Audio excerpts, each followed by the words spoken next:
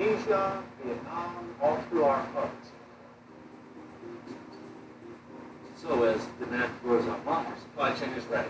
Yeah, and vulnerable with currency issues, tax exposure. I agree. We run forecasts in each country and for a range of tax scenarios. And how do you have the resources to do that? We don't. That's why we brought in BDO. People who know.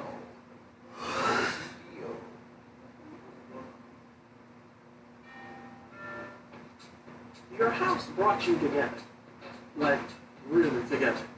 And although together is great, together with more space is better. With Rocket Mortgage, you get personalized loan options, closing costs, and tax estimates all in real time. So when you need to know what it takes for a home to fit your budget and your family, Rocket can.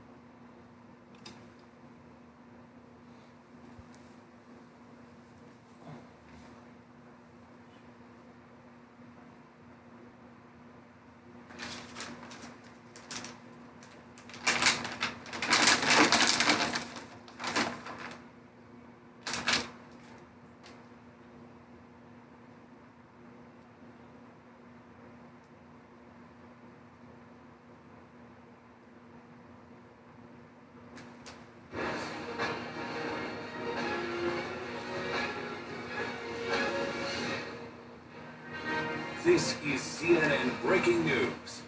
Welcome to our viewers here in the United States and around the world. I'm Will Pusser in Washington. This is a special edition of the Situation Room. 10 days is all the time left to President Donald Trump and former Vice President Joe Biden before Election Day here in the United States.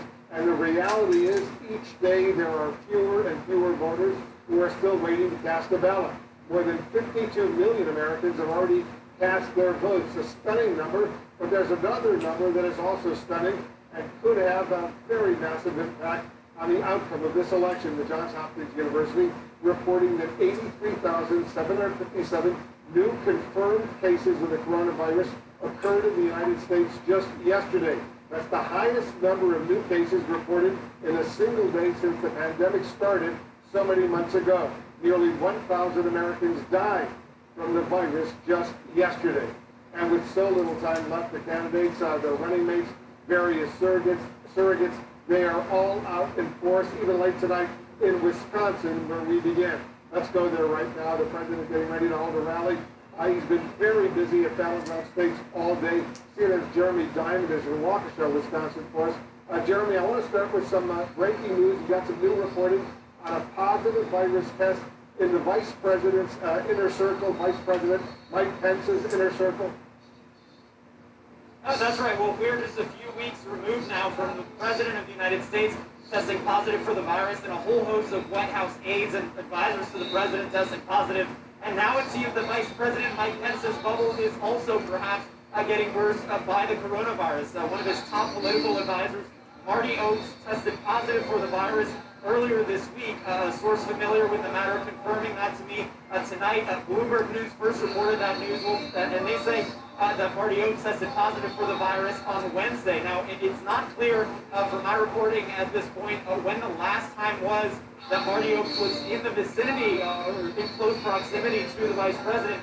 But obviously, this is going to raise questions about the Vice President, who has been engaging in a pretty active campaign schedule, and whether or not he will continue to do so, or whether he will potentially have to quarantine amid this news. It doesn't seem so, well, because the Vice President has been campaigning in the days since Marty Oakes apparently tested positive for the virus. Even today, he was continuing to campaign, but obviously troubling news that one of the Vice President's top political advisors has now tested positive. And of course, we know that President Trump, he is continuing a very active campaign schedule. We're expecting him to arrive right here in Waukesha, Wisconsin, very shortly. He's already landed in Milwaukee, and he's on his way here right now. And what we're seeing here, Will, is a continuation of that disregard for the basic public health safety measures as it relates to the coronavirus. We have thousands of people here tightly packed together. A majority of the people here are not wearing masks. And of course, we know that the White House's own coronavirus task force has said that these kinds of events, large public gatherings, are exactly the kind of events that you want to avoid, particularly when you're seeing a surge in cases, hospitalizations, in deaths, as the state of Wisconsin is currently right now, and of course, as the entire country is at this moment. All right, we'll get back to you. Good music in the background, by the way. Jeremy Diamond reporting for us. Joining us now, Dr. Jeremy Faust, emergency physician at Brigham and Women's Hospital, and Dr. Patrice Harris, the immediate past president of the American Medical Association. Doctors, to both of you, thanks so much for joining us. And as you know, on Friday, just yesterday, the U.S. posted its highest number yet of new confirmed coronavirus cases in a single day. More than 83,000 Americans were diagnosed with coronavirus just yesterday. Yet the president has repeatedly griped about news coverage of the pandemic and his campaign rallies. He's been doing so throughout the day. Here's what he said just a little while ago at a rally in Ohio. COVID. If a plane goes down with 500 people, they don't talk about it. All they talk because they're trying to scare everybody. You have to lead your life, and you have to get out. You have to be vigilant, be careful, socially distance. Yeah, get too close, put the mask on, put it on. Lots of different things. So, Dr. Faust, that's certainly not the first time he's done that today. When you hear him use COVID as a laugh line, as he's been doing all day today, you hear him downplaying the fact that nearly 225,000 Americans have died from the virus over the past several months, and only grudgingly saying, well, put the mask on if you have to. What's your reaction? He's acting like this is not his problem, and yet at the same time, he's running for re-election, so it could continue to be his problem. That makes no sense. He's also saying on one hand that it's no big deal, and on the other hand, at the debate the other night, he said essentially, I heard it very clearly, that his strategy is called herd immunity. Let's all go out there and get the virus, learn to live with it. And it's not like people going out who are younger are human shields. They're actually vectors. They go and get the virus and give it to other people. So he actually is sort of talking out of both sides of his mouth here. And it couldn't come at a worse time. Because as you said, the number of cases we have is astronomically high. It's, quite frankly, it's an embarrassment. And public health experts are really worried about what's coming down the pipeline here because as we head into cold and flu season, now our patients are coming in droves for all kinds of reasons, including COVID. So again, we're worrying about PPE, and we're worrying about drug shortages. And the next 4 to 8 weeks are not times I'm looking forward to. We've had more coronavirus confirmed deaths in the United States, nearly 225,000 over these months, than any other country in the world. It's not something that we should be proud of. But Dr. Harris, the president says repeatedly we're rounding the turn, rounding the corner on the virus, yet these record spikes are occurring all across the country. He claims the case numbers are up simply because there's a lot more testing that's going on. Clearly that's false. Is the president's stance in discussing this really hurting Americans right now who may be thinking, well, it's not that much of a big deal? Well, Wolf, it is certainly painful and frustrating to hear anyone downplay the seriousness of this pandemic. And as you note, we are breaking records that we don't want to break.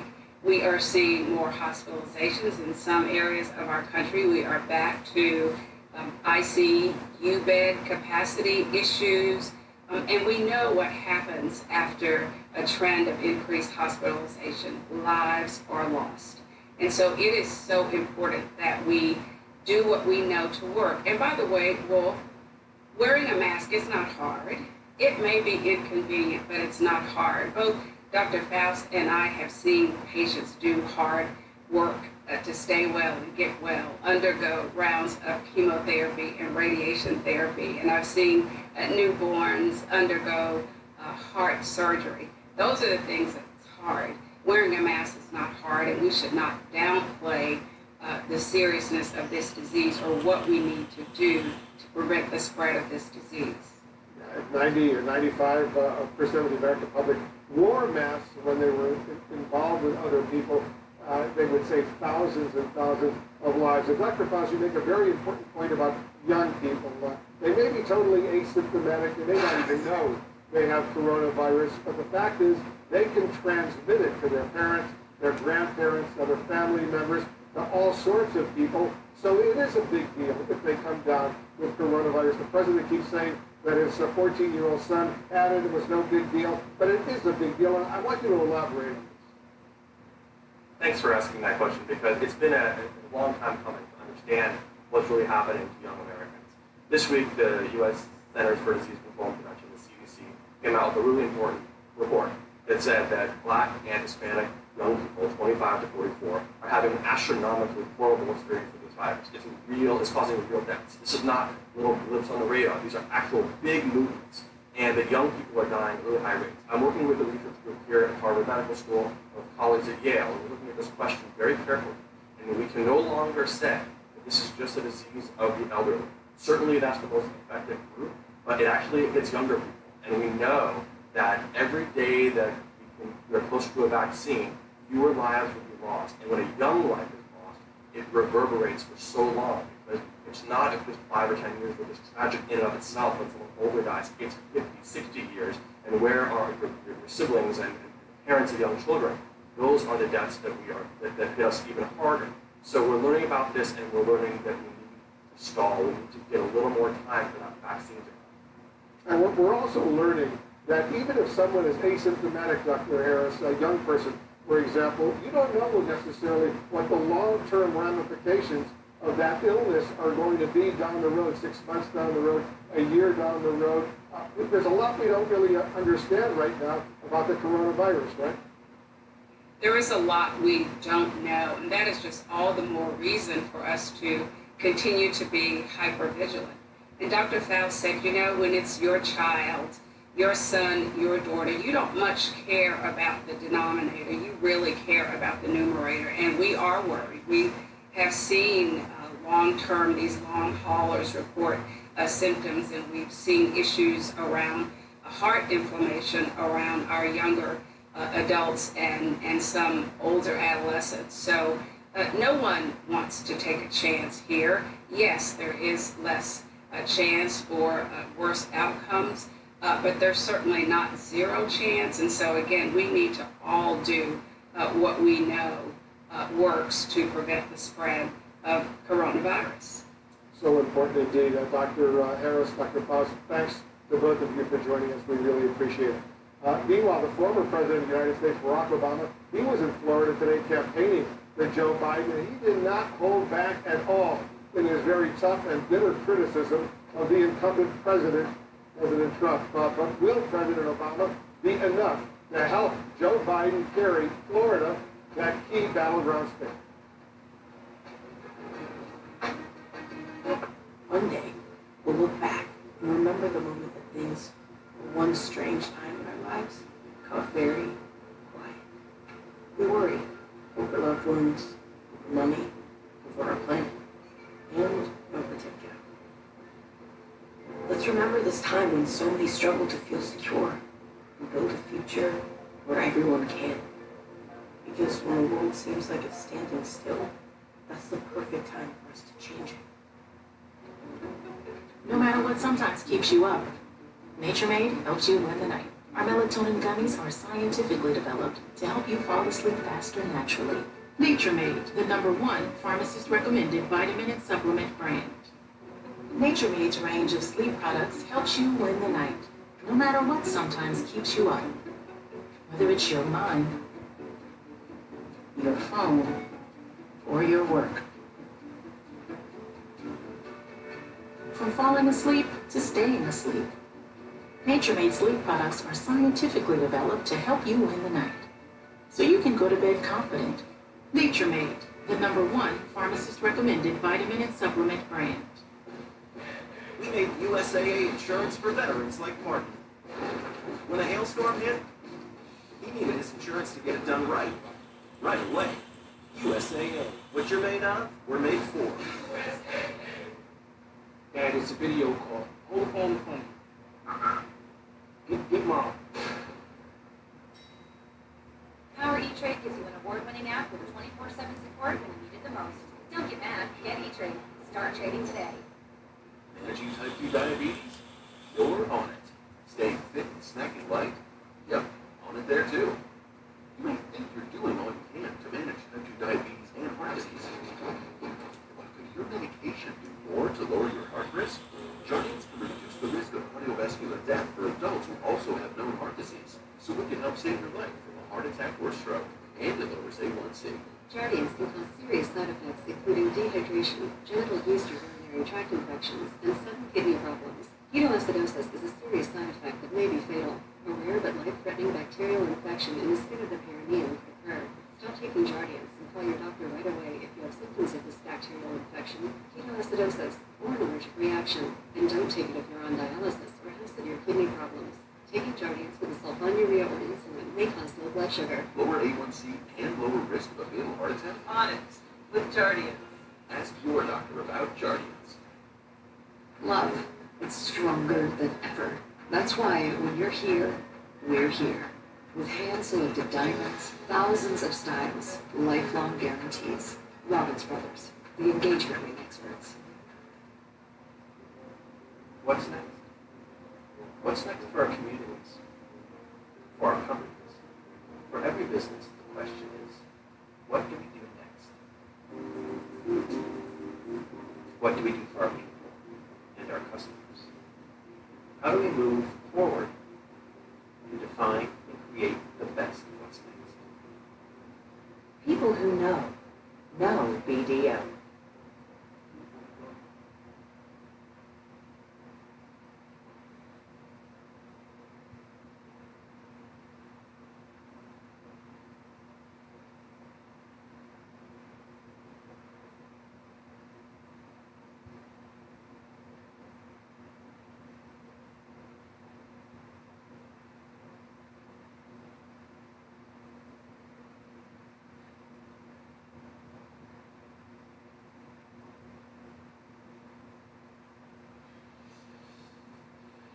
Just 10 days now until the election here in the United States, and former President Barack Obama stumping for Joe Biden in the truly critical battleground state of Florida today. Biden's surrogate making it very clear who he thinks is and isn't fit to lead the United States out of this very, very worsening pandemic and into the next 4 years. CNN's Arlette Saenz is joining us right now. She's following the Biden campaign for us in Miami. Arlette, so what did we hear from the former President of the United States today? Well, Florida is always one of those incredibly close battlegrounds, and President Obama travels here, hoping that he can help deliver the state that he won twice for his former vice president in November. He told supporters and volunteers here that if they are able to bring home Florida for Joe Biden, that the election will essentially be over. And the former president held a socially distanced drive and rally here in North Miami. He talked about the character and leadership traits that he's seen in Joe Biden and also contrasted that and slammed President Trump. He took on the president over his handling of the coronavirus pandemic and also his behavior in office, saying that that is not a normal way for a president to act. And President Obama also talked about that upcoming 60 Minutes interview that President Trump filmed earlier in the week. Take a listen to what he had to say. When 60 Minutes and Leslie Stahl are too tough for you, you ain't all that tough. If you got to walk out of the 60 Minutes interview, then you're never going to stand up to a dictator.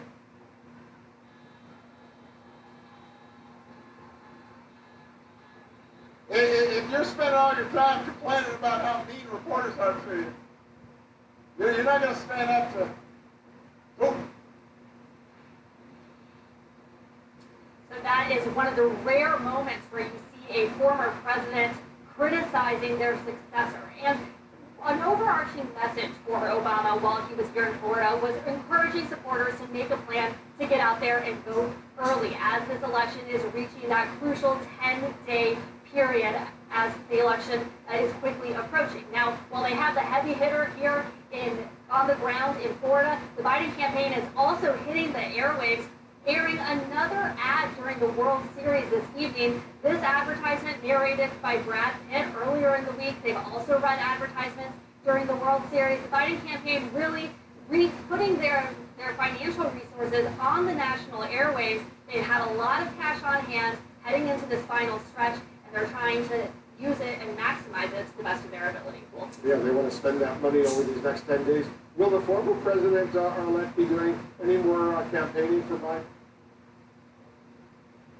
Well, we haven't gotten an exact schedule yet from President Obama, but we had been told that he would be doing about a handful of events heading into this final stretch of the election, trying to hit some of those states where early voting is underway. The Biden campaign really feels that the former president can help mobilize African-American men, Latino, and young voters in this crucial final stretch. And while all of his events so far have been solo, there is a possibility that Joe Biden and Barack Obama could appear together in the closing days of the campaign, perhaps reprising their partnership that we've seen in the White House during those two terms. Well, and if you listen to President Obama's speeches that I did today and the other day, 35, 40 minutes, it underscores he still clearly has that campaign capability and underscores why he was twice elected president of the United States. Very good on the campaign trail. Arlette, thank you very, very much. Let's bring in our senior political analyst, Ron Brownstein. He's also the senior editor of The Atlantic. Ron, thanks so much for joining us. Let's take a moment to listen to more of the former president's unrelenting attack today on President Trump. 8 months into this pandemic, new cases are breaking records. Donald Trump isn't going to suddenly protect all of us. He can't even take the basic steps to protect himself. We won't have a president who threatens people with jail for just criticizing him. That's not normal behavior, Florida. Florida man wouldn't even do this stuff. With Joe and Kamala at the helm, you won't have to think about them every single day. There might be a whole day where they don't be on TV. There might be a whole day where they don't tweet some craziness. You know, Ron, the former First Lady Michelle Obama is famous for saying, when they go low, we go high. Did the former president go low there today? Did he go high? I mean, he was very, very decisive in condemning the current president of the United States. Well, right. But on the other hand, he's talking about a current president who has suggested that he should be arrested and indicted, along with his former opponent, Hillary Clinton, and along with his current opponent, Joe Biden, and his family. I thought in that one clip, former President Obama really got to two of the central vulnerabilities that President Trump has faced. One that predates the coronavirus, which is the sense that among many voters that he has simply not conducted himself as they expect a president to do so. And when former President Obama says, well, you might not have to think about Joe Biden for a day, that is actually a pretty relaxing prospect to a lot of Americans were exhausted. And of course, the new development this year, and it is worth noting that Donald Trump was trailing in the polls last year before the pandemic began, because certainly that's an argument that he's making. It was hitting him on his handling of the virus. And I think the president has sent a very clear signal, and especially those first 10 minutes, 15 minutes of the debate, that even as cases are spiking, he is still dismissing it. He is telling the American people he is not going to do anything different. And that is really, ultimately the defining gamble of the campaign at a time when 60% of the country disapproves of the way he's been handling this. What President Obama can really do, and you're an expert in this area, he can really energize that Democratic base. So many millions of Democrats who voted for Obama in 2008, 2012, got him elected president twice. They didn't show up 4 years ago for Hillary Clinton, and that basically cost her the election, right? Right. Well, I mean, there are two problems from the 2012 to 2016 period. First is what you say. The African American turnout dropped from 67% to 60%. The biggest election-to-election decline in American history, and that was really felt in places like Detroit and Milwaukee, and to a somewhat lesser extent Philadelphia, certainly Cleveland. In those states, it was a big problem for Hillary Clinton. The other problem, of course, was that there were a lot of blue-collar white voters who actually did vote for Obama, who switched to voting for Trump in 2016. And Joe Biden has been laser-focused on them. Whatever else you can say about Joe Biden, he has not taken his eye off what, I think Democrats hired him to do, which was to win back some of those working-class white voters in the Rust Belt. It was in Luzerne County today in Pennsylvania, a county that Obama won, but that Trump won by 20 points, one of the 98 counties in the Rust Belt that flipped. He has spent a lot of time in those blue-collar counties, so it was almost like a division of responsibility. I mean, Biden does have issues with motivating aspects of the Democratic base, particularly younger non-white voters. President Obama can be helpful there. They may never entirely solve that problem with Joe Biden at the top of the ticket, but they can do it well enough that, combined with the recoil from President Trump among college-educated whites and some improvement among non-college whites, it has Biden in a pretty strong position here 10 days out. You're an expert when it comes to political polling. The national polls 4 years ago were fairly accurate. They did show Hillary Clinton was ahead, and she did win the popular vote by about 3 million votes. But the polls in some of those key battleground states, whether Wisconsin, Michigan, Pennsylvania, they failed. Have there been major changes to the various polls in those states, for example, that will make them more accurate this time? Yes, and they could still fail again. I mean, look, Donald Trump won in 2016 because he turned out more non-college and non-urban whites than the pollsters anticipated. They have made significant changes in methodology to try to account for that. Many polls doing more weighting by education to combat the tendency of those with advanced education to be more likely to answer the poll in the first place. So they feel like they have a better handle on the electorate. But of course, if Donald Trump wins, if he finds a way to win this time, it will almost certainly be through that same route, turning out more of his core voters than the pollsters expected. The problem he's got is that, last time, as we said, he turned out more of his side, while African Americans in particular, their turnout and youth turnout and Latino turnout wasn't great. It was depressed on the Democratic side. Now everybody is voting in huge numbers. Look at what's happening in Harris County, Texas, where there are over 1 million votes, or in Dane County in Wisconsin, where the turnout is through the roof. The odds of Trump changing the turnout mix in his favor, it gets tougher if the denominator is getting bigger too. In fact, if the entire pool is getting larger. So that does put Biden in a better position, I think, than Clinton. But that is the big risk. I mean, no question. And there are Democrats who are worried about the signs of how many non-college and non-urban whites are voting in the Rust Belt states.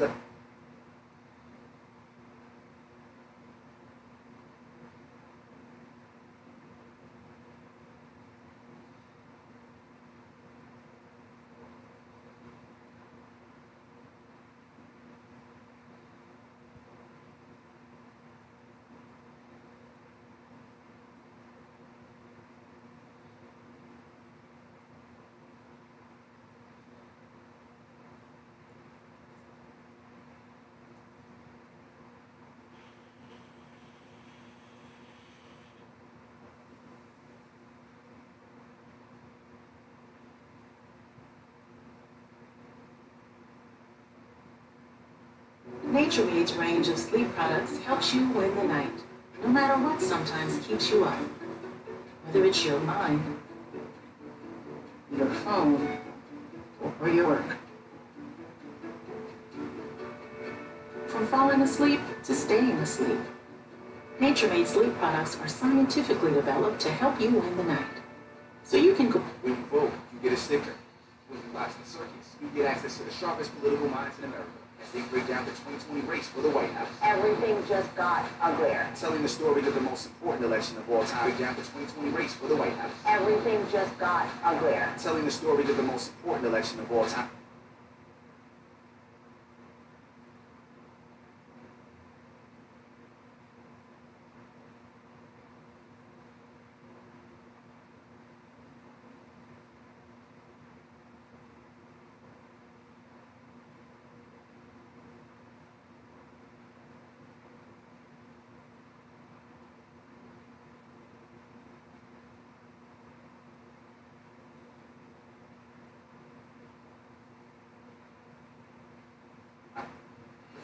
Circus. Nature-Made's range of sleep products helps you win the night, no matter what sometimes keeps you up. Whether it's your mind, your phone, or your work. From falling asleep to staying asleep, Nature-Made sleep products are scientifically developed to help you win the night, so you can go to bed confident. Nature-Made, the #1 pharmacist-recommended vitamin and supplement brand. Because with the research that I've started to do on ancestry, with documents, with photographs, I get to define myself through the scores of people who led to me. Bring your family history to life like never before. Get started for free at Ancestry.com. In 1905, Boar's had opened a family business based on a simple idea. Craft the finest delicatessen products possible, nothing less. 5 generations later, we've never wavered from that commitment. Meats trimmed the old-fashioned way, exceptional ingredients, time-honored recipes. If a product doesn't live up to our exacting standards, it doesn't carry the Boar's Head name. In a world where quality is come into question, know that you can put your trust in Boar's Head. Compromise elsewhere. My body is truly powerful. I have the power to lower my A1C. Because my body can still make its own insulin. And Trulicity activates my body to release it, lowering my blood sugar from the first dose. Once weekly Trulicity responds when my body needs it 24/7. Trulicity is for type 2 diabetes. It's not insulin. It isn't for people with type 1 diabetes. Don't take Trulicity if you're allergic to it. You or your family have medullary thyroid cancer or have multiple endocrine neoplasia syndrome type 2. Stop Trulicity and call your doctor right away if you have an allergic reaction, a lump or swelling in your neck, severe stomach pain, changes in vision, or diabetic retinopathy. Serious side effects may include pancreatitis. Taking Trulicity with sulfonylurea or insulin raises low blood sugar risk. Side effects include indigestion, fatigue, belly pain, decreased appetite, nausea, diarrhea, and vomiting, which can lead to dehydration and may worsen kidney problems. I have it within me to lower my A1C. Ask your doctor about Trulicity. You have like 40 years of data. That's incredibly valuable. I don't know. When do we introduce Sriracha? Not soon enough. Exactly. These are our sales, by product, by region, set against evolving demographics, so you can actually see the taste trends. Since when can we do that? Since we started working with BDO. People who know BDO.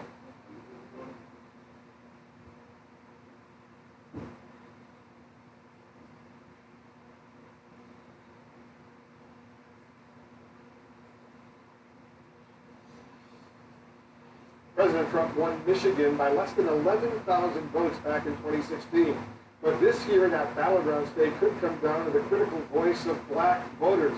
In Detroit, one woman is on a personal mission to make sure voters don't sit this one out. CNN's Kate Baldwin reports. Okay, so it's there. You ain't registered. Let's get you registered, okay? I think that the apathy has just grown and has just become so pervasive in our communities because people are just trying to survive that we have to get back to empowering people. Let's cycle back to the play.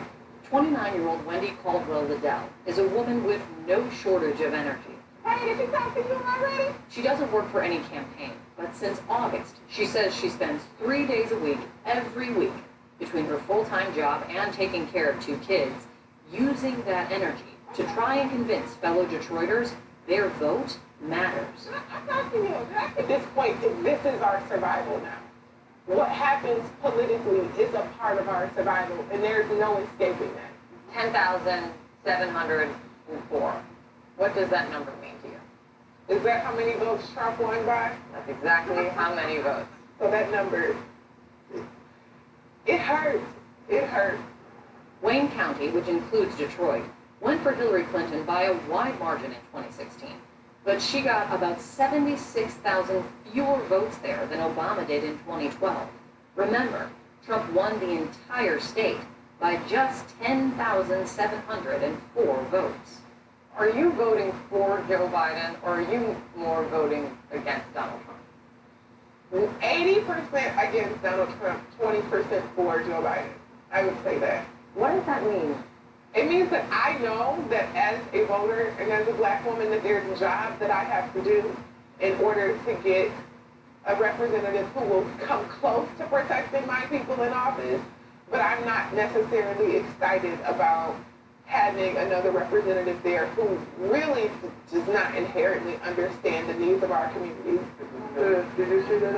Marquita Blanchard, like Wendy, has lived in Detroit her whole life, but at 63 years old, she sees the choice this election a bit differently. I'm 100% voting for Biden. Does Biden make you excited? Yes, he does. His enthusiasm, his past record, it's like a charge. President Trump says often that he has done more for the black community. No, I don't even need to finish. He's full of you know what I'm saying?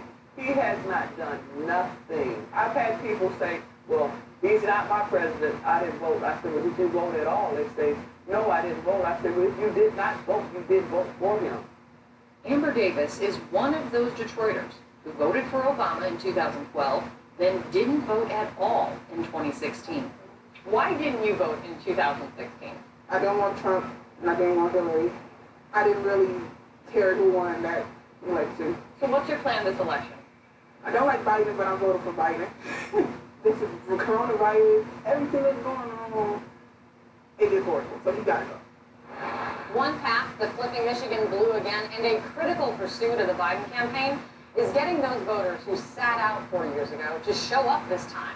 And a sign the Trump campaign knows this, it has an office right down the road from the Democrats, specifically targeting black voters in Detroit.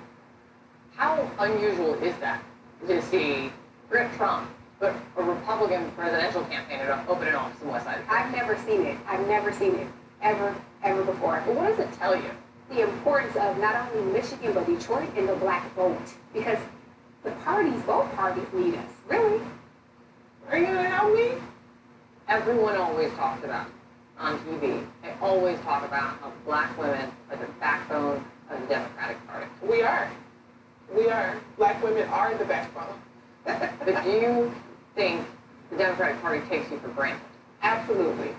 Absolutely, they take us for granted because they know that black women are going to help them get the big wins they need where it matters, but they also know that they can give us the bare minimum knowing that we aren't going to choose the other side. What does that say about the country? It says we still got a long way to go when the backbone of the country is the most neglected. Hey, Paul, good, excellent reporting in Michigan. Thank you so much. Okay, 10 days until Election Day here in the United States, and as candidates and their surrogates fan out across the country in the race's final days, where they go in these last few days of the campaign can simply tell us a lot about what they see as their path to the 270 electoral votes needed to be elected. We're going to break it down for you when we come back. One day, we'll look back and remember the moment that things were one strange time in our life. One day, we'll look back and remember the moment that things were one strange time in our lives, caught very quiet. We worried over loved ones, over money, over our planet, and over together. Let's remember this time when so many struggled to feel secure and build a future where everyone can.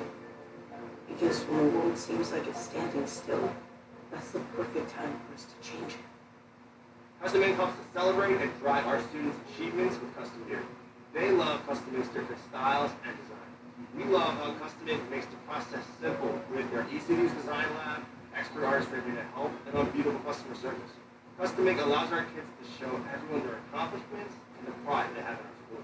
When we place an order, I know they got our back, so we can focus on the kids. Custom Ink has hundreds of products to make you look and feel like a team. Upload your logo or start your design today at customink.com.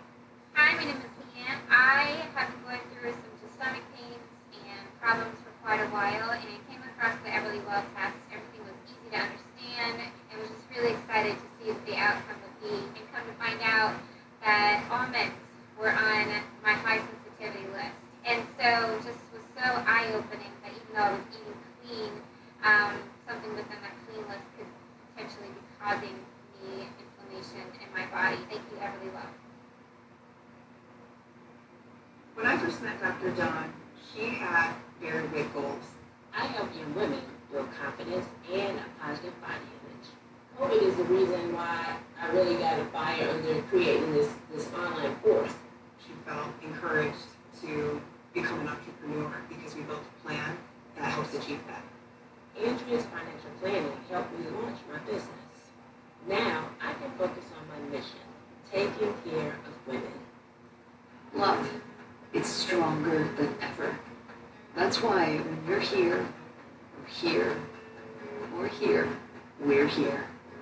With hand-selected diamonds, master jewelers, thousands of styles, lifelong guarantees, and everything else you need to help you find the perfect ring for asking that perfect someone if they'll be yours. Robbins Brothers, the engagement ring experts.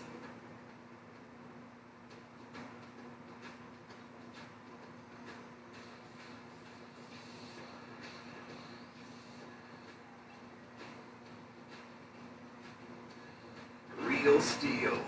Find yours. And find what fuels you. Not sold at Lowe's or the Home Depot. Pick up at over 9,000 local steel dealers. Find yours at steeldealers.com. 90% of us don't brush long enough. Around half don't brush twice a day.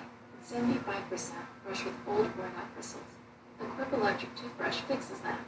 It has timed sonic vibrations that aren't like a jackhammer, a nifty cover for brushing on the go, and a wireless design that mounts to mirrors. We also deliver brush heads and supplies for $5. Choose an electric toothbrush accepted by the American Dental Association. Shop Quip from $25 and get your first refill free at getquip.com/start. Love, it's stronger than ever. That's why when you're here, we're here.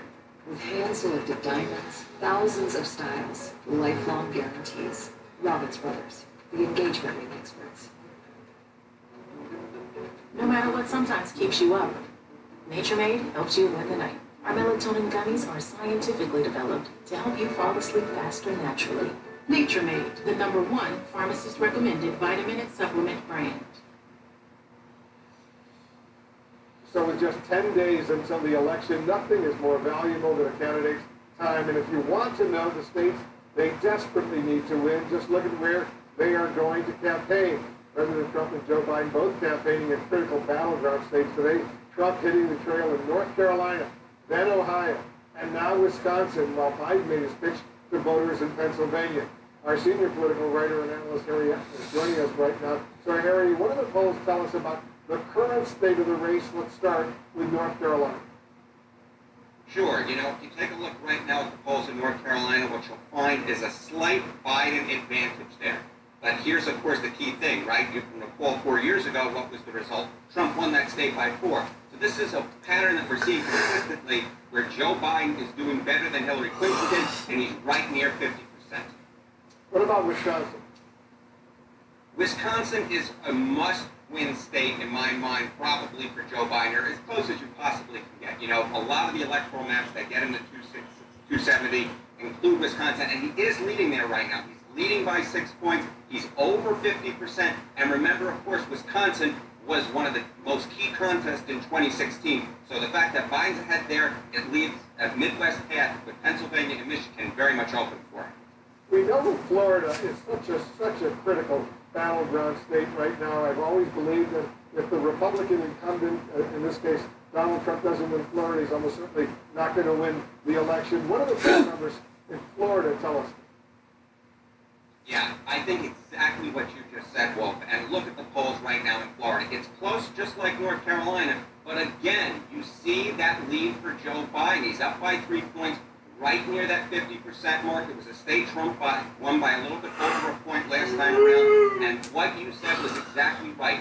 Donald Trump almost certainly needs to win Florida, because if he doesn't win in the state of Florida, get this, he has a less than 5% chance of winning the election without winning Florida. While Joe Biden, if he doesn't win without Florida, he still has about a 60% chance of winning. So obviously Biden wants Florida, but it's not necessary in the same way it is for Trump. And one last little nugget for you. Since 1928, no Republican has won the presidency without winning Florida. Yeah, and Florida is a big, highly populated state now with a lot of electoral votes. That's why it's so critical, and why the former President Barack Obama was campaigning for Biden in Miami earlier today. Harry Anton, as usual, thanks so much. Really appreciate the expertise. So with just 10 more days to go, and as expected, all eyes are, of course, turning to Florida. We're taking a closer look at why the state will play such a pivotal role. We'll be right back. One day, we'll look back and remember the moment that things, one strange time in our lives, got very quiet. We worried over loved ones, over money, over our planet, and over TikTok. Let's remember this time when so many struggled to feel secure and build a future where everyone can. Because when the world seems like it's standing still, that's the perfect time for us to change it. That looks 40 years of data. It's incredibly valuable. I don't know. When did we introduce Sriracha? Not soon enough. Exactly. These are our sins. By product, by region, set against evolving demographics. So you can actually see taste trends. Since when can we do that? Since we started working with BDO. People who know BDO. Hi, my name is Leanne. I have been going through some stomach pains and problems for quite a while, and I came across the Everly Well test. Everything was easy to understand, and was just really excited to see what the outcome would be. And come to find out that almonds were on my high sensitivity list. And so just was so eye-opening that even though I was eating clean, something within that clean list could potentially be causing me inflammation in my body. Thank you, Everly Well.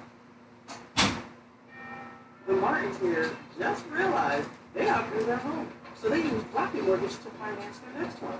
Need to know if your next home fits your budget and your family? Rocket can. 5G just got real. iPhone 12 and iPhone 12 Pro are here on Verizon 5G. This new iPhone plus Verizon 5G? Game changer. With the coverage of 5G nationwide and in more and more cities, the performance of 5G ultra wideband, the fastest 5G in the world. Whoa. I downloaded a whole movie in under 30 seconds. How is that possible? Now, get iPhone 12 on us when you switch. I want this. This is the 5G phone everyone wants. Jesus, 5G America's been waiting for. Only on Verizon.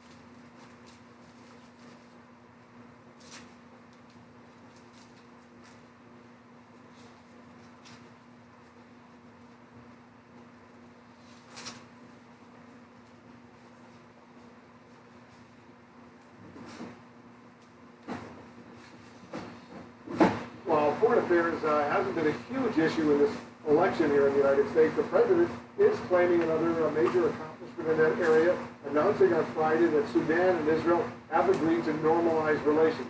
CNN's Oren Lieberman has more on the significance of this historic agreement.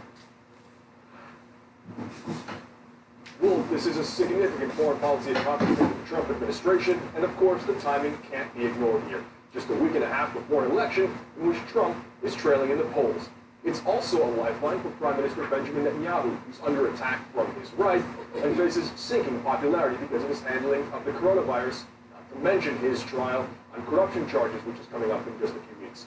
It is incredibly significant for Sudan, a country in dire financial straits with a fragile transitional government aimed to lead it towards the creation of democratic institutions and the country's own future. It needed financial help. For that to happen, it needed Trump to remove it from the state sponsors of terrorism list. That part happened, and this process will begin to move forward, but perhaps not as fast as Trump and Netanyahu wanted. The Sudanese foreign minister saying this isn't normalization, it's an agreement to move forward with normalization. The official act of normalization has to be ratified by the country's legislative council, which hasn't even been created yet in the transitional government. Wolf? Oren Lieberman in Jerusalem, thank you very much. Meanwhile, 10 days away from what might be the most contentious U.S. election in decades, and Florida voters know exactly how big of a role they'll be playing in the outcome. Tonight, CNN will air a special hour highlighting the passions and the emotions inside this key battleground state. In Divided We Stand, Inside America's Anger, CNN's Randy Pate talks to voters who are set on voting President Trump back into office and to those who feel just as strongly about voting him out. With its 29 electoral votes, Donald Trump wins Florida. It was a stunning defeat. He won this battleground state right here in Florida. I, Donald John Trump, do solemnly swear. 4 years later, If you're still supporting Donald Trump, you're a racist, you're a bigot. my students are very aware of what is happening. They're very aware of police killings. When you do meet people who are supporting Joe Biden, what's that conversation like? Very short. The political divide? Wider than ever. They're literally talking in different realms of facts. It was just out nasty. And in Florida, We are expecting a record number of people to mail and vote millions of ballots. the anger and unrest are driving voters to the polls. I wanted to do something. I wanted to get out. What made you switch parties? I feel like the party has moved in a different direction. It totally solidified my position. The difference? Who wins this swing state often wins the White House. Is Florida a must-win for Donald Trump? There really is no match. He really has to win here to have any chance of being president. Why it matters for Biden. This is the most important election in our lifetime. And for Trump. My administration is focused on delivering real results. How would you describe this part of Florida? 10,000 kilowatts, the red state today. And Randy Gay is joining us right now. Randy, this documentary is just truly excellent, entitled Divided We Stand. What did you hear from folks about why there was so much division, so much anger out there in Florida right now? Yeah, it's pretty ugly out there, Wolf, as you know. But we spoke with dozens of people, veterans, teachers, small business owners, white voters, black voters, Latino voters. And there is just a lot of anger among all of them. And what we found is that it seems to be this fear and anxiety that's giving rise to this anger, really on both sides. I mean, the left feels that they've been left behind by this administration. The right feels that they've been emboldened and empowered by this administration, able to speak their mind and say anything, which we have certainly seen. But we have met people who are afraid for their lives, afraid of losing their jobs, afraid of losing their guns, afraid for their health care. And we found with COVID, people have even less control, really, of their emotions, of their lives, and that's why they are lashing out both sides, really, and it's become such a volatile situation. And in this documentary, Wolf, you will meet people who really went at it. They got into a fist fight, and I'm not talking about teenagers, I'm talking about senior citizens out there in the villages here in Florida. So it is ugly, and we saw it firsthand. And Florida is such a key battleground state that probably intensifies the anger out there between these various factions. Randy Kate, thanks so much for what you're doing. We really appreciate it. The CNN special, once again, Divided We Stand, Inside America's Anger, that airs right at the top of the hour. And coming up, as the United States breaks the record for new daily confirmed cases of coronavirus, we're going to show you the moment the director of the Illinois Department of Public Health simply broke down in tears over her state's rising toll. That's next. No matter what sometimes keeps you up, Nature Made helps you win the night. Our melatonin gummies are scientifically developed to help you fall asleep faster naturally. Nature Made, the #1 pharmacist recommended vitamin and supplement brand. Having 40 years of data, it's incredibly valuable. I don't know. When do we introduce sriracha? Not soon enough. Exactly. These are our sales, by product, by region, set against evolving demographics. You can actually see the taste trends. Since when can we do that? Since we started working with BDO. People who know BDO.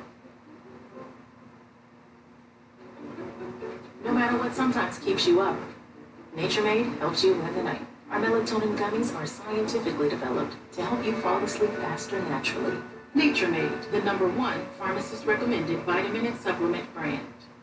I call my grandfather as a result of the research that I've started to do on Ancestry. Having Ancestry to fill in the gaps with documents, with photographs, connecting in real time means that we're having conversations that are richer. I have now a closer relationship with my grandfather. I can't think of a better gift to give to my daughter and the generations that come after her. Bring your family history to life like never before. Get started for free at Ancestry.com. We need USAA insurance for this season. When being a fan on a budget gets tough, our agents do the legwork so saving on auto insurance is easy. USAA, what you're made of, we're made for. USAA. I'm a Verizon engineer, and today we're turning on 5G across the country with a coverage of 5G nationwide, and in more and more cities, the unprecedented performance of ultra-wideband, the fastest 5G in the world. It will change your phone and how businesses do everything. I'm proud because we didn't build it the easy way. We built it right. This is the 5G America's been waiting for, only from Verizon. Running a small business has its challenges. At On Deck, we've been getting a business loan shouldn't be one of them. Dealing with big banks could take weeks, require lots of paperwork, and still leave you wondering if you're approved. Unlike big banks, at On Deck, we specialize in small business loans, and we say yes faster and more often. You can receive a decision in minutes and funds right away. That way, you can get back to the business of running your business. Get started at ondeck.com/TV today. When pets were given the choice between paying more with cable TV or paying less for their favorite channels with Sling, results? Well, there were no results. Because they're animals. They don't have a concept of money. You're not an animal. Make the smart choice and switch to Sling. Get the best of cable for the best price. Get started in 5 minutes at sling.com. We're gonna get cookies. It comes perfectly portioned. You can't mess up. It's so nice. This is definitely one of my favorite things because it gets me out of my box and tries things that I maybe wouldn't try. But guess what? I always love it, even the vegetables. Go to HelloFresh.com and use code YUM80 for $80 off across 5 boxes, including free shipping on the first box. Deciding who to vote for is important. Watch out for phrases that frequently accompany political disinformation like "make this go viral" or conspiratorial statements like "the media won't cover this." Voting depends on you. Democracy depends on us.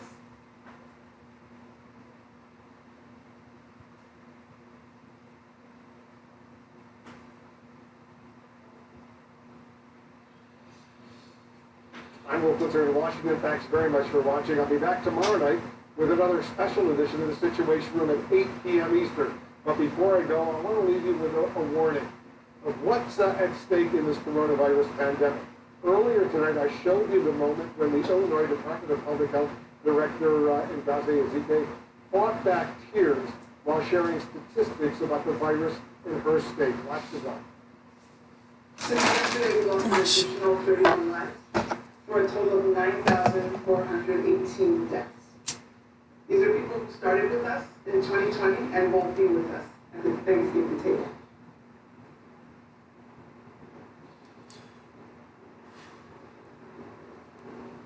Today, we are reporting 3,874 new cases for a total of 363 confirmed cases since the start of this pandemic. Excuse me, please.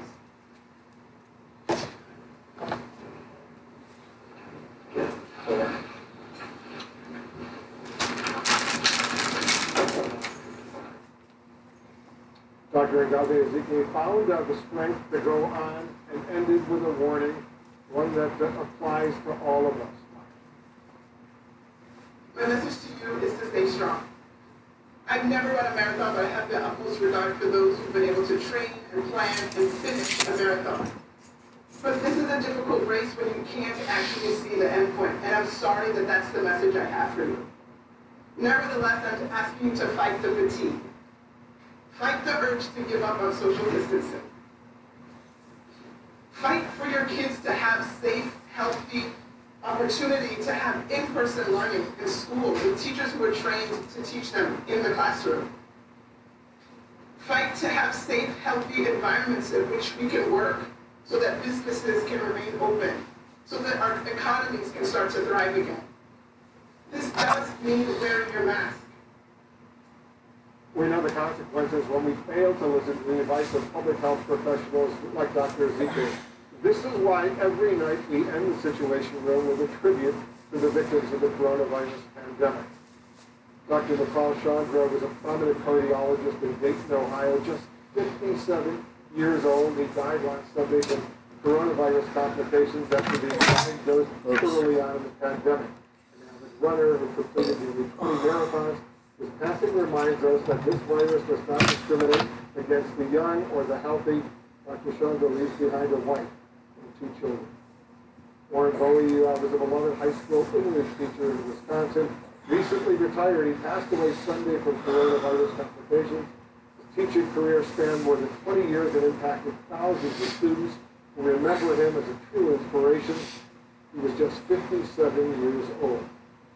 May they rest in peace, and may their memories be with us. The following is a CNN special report.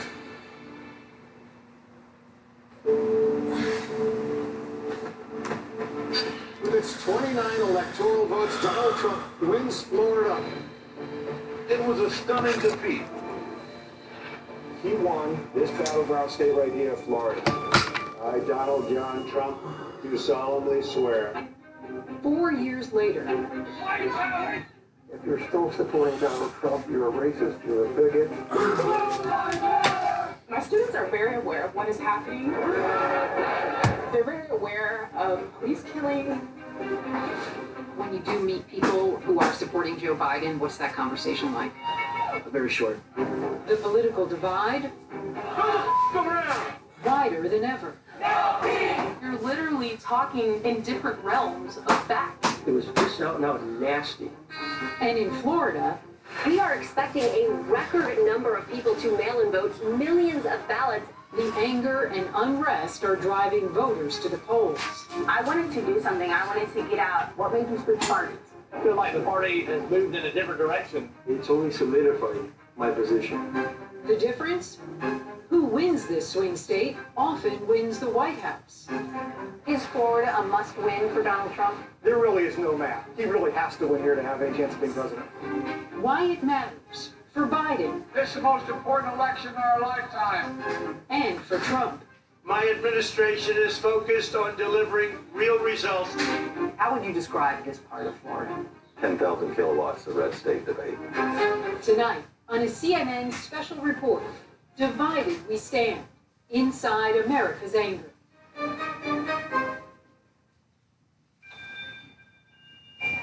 Central Florida, Trump won Sumter County by nearly 70%. In the retirement community, the Villages, Republicans outnumbered Democrats 2-1. How are things at the Villages these days? Tense. Has it always been so divisive in the Villages? Since Trump. You know, all the people that hated Obama, there were a lot, and they've turned into Trump supporters. My girlfriend is a big Trump supporter. And you're still together? Barely. I don't know if we're going to make it through the election. Is there a political divide in the Villages? Do you feel it as Trump supporters? My husband and I are golfers, and my husband, in fact, I think he's out golfing today with 3 of his friends who are very, very strong Democrats. You don't see a lot of fights, arguing here. Everybody gets along here. It's the friendliest hometown in the United States. White House! White House! There you go, White House! In June of 2020, Donald Trump retweeted a video from a Trump rally that had taken place here. The White House is in damage control again. White House! A guy in his golf cart chanting white power. The White House's defense, the president didn't see it. What was that like? Well, I was across the street. I just thought that guy that screamed white power was just the tip of the iceberg. Sorry, we got a woman. You big boy!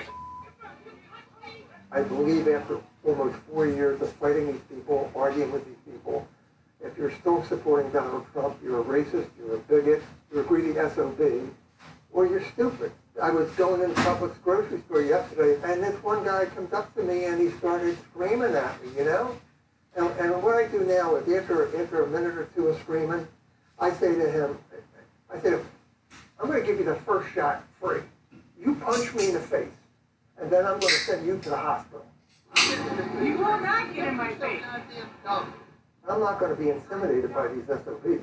How do you like my sign? You have been out and about protesting in the Villages, protesting Donald Trump for years now. One of my favorite spots, because I get so much traffic. Yeah! You say you were physically attacked by a Trump supporter. He jumped in front of my golf cart. I had to hit the brakes, and he grabbed me by my neck and dug his back fingernails in my neck. And he dragged me out onto the pavement. And I got to my feet, and I punched him in the face as hard as I could punch him. This is the first punch I've thrown in 50 years, where I nailed him.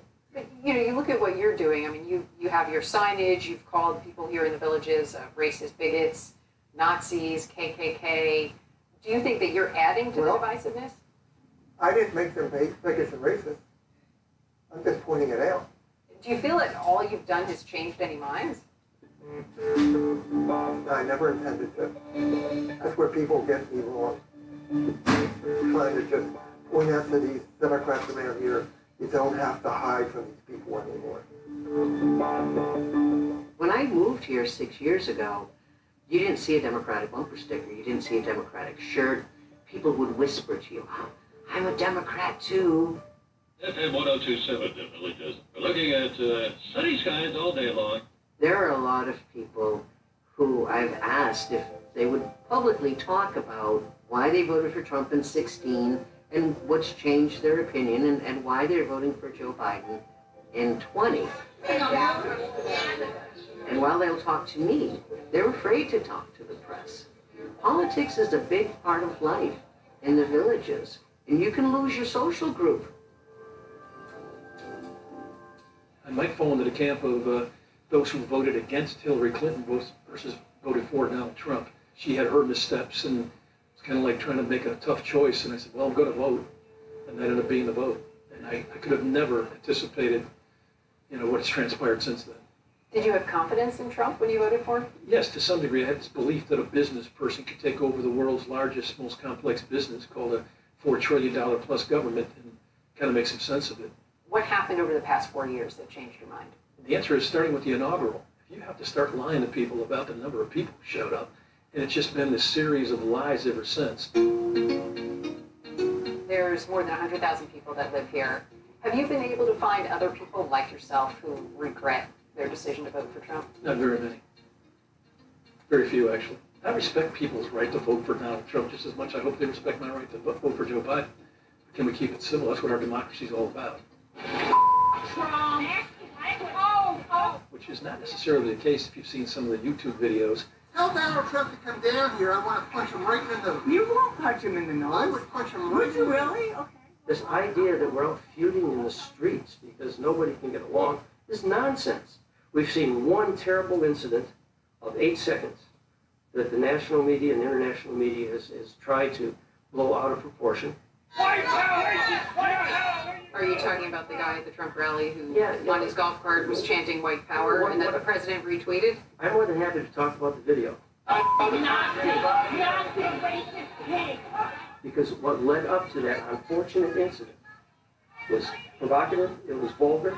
You little turd! You turd! It was just out and out nasty. We talked to Ed McGinty and he says he's been attacked at least 2 times. I wasn't there, I can't respond. I would say this, so I think the fact that we have large numbers of people who are willing to go out and express their support is good. How do you think the pandemic's been handled by President Trump? If you listen to what the Democrats are saying, what is it that they would do that was different? You know, even if you go back and look at the early reporting on the They probably would have put a mask mandate. The president had a mask. The president had recommended the wearing of masks back in March. It's not a mandate. Yeah. But then he also didn't wear one. But he was also surrounded by people who were tested every day. But he did hold this indoor rally, several indoor rallies. Let's see what happens. I hear from your 2 great senators and your governor that we're doing very well in Oklahoma. That's the word.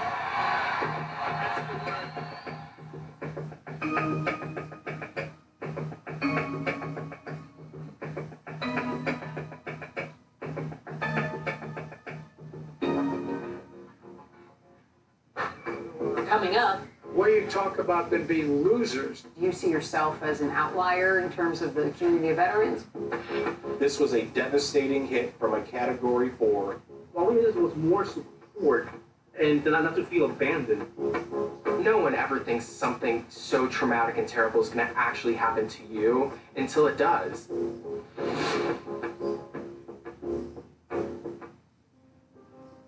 What's next? What's next for our communities? For our companies? For every business, the question is, what do we do next? What do we do for our people and our customers? How do we move forward to define and create the best of what's next? People who know BDO. We know you've got your hands full at home. I'm building a spaceship. So Instacart is here to help make shopping a little easier.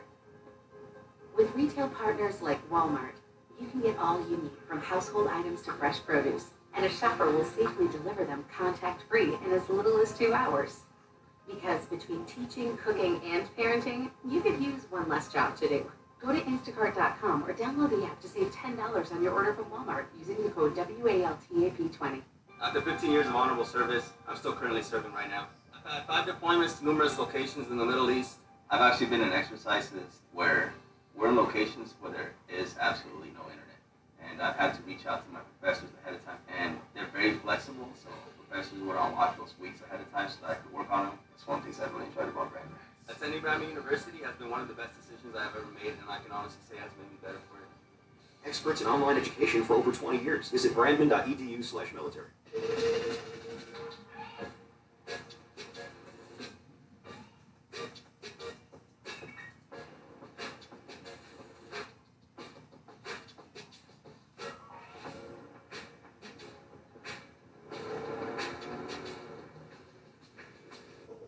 Introducing the all-new 2021 GLA SUV, starting at just $36,230. It's the biggest thing that ever happened to small.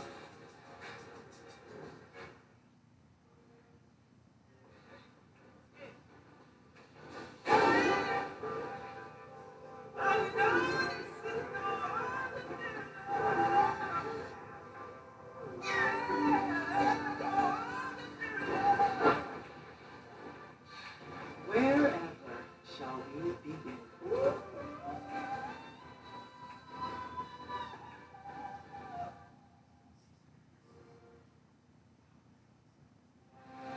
My body is truly powerful. I have the power to lower my A1C. Because my body can still make its own insulin. And Trulicity activates my body to release it, lowering my blood sugar from the first dose.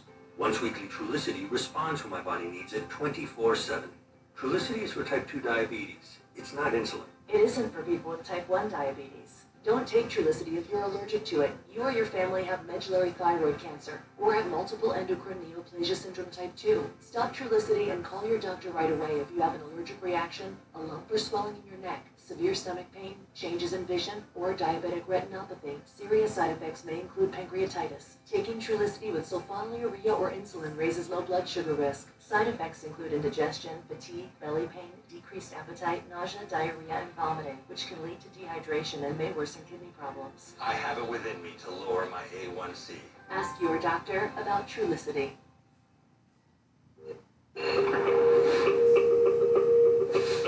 Towards the Northeast, Duval County has voted for a Republican presidential candidate every election since 1980. Are y'all ready to flip Florida blue?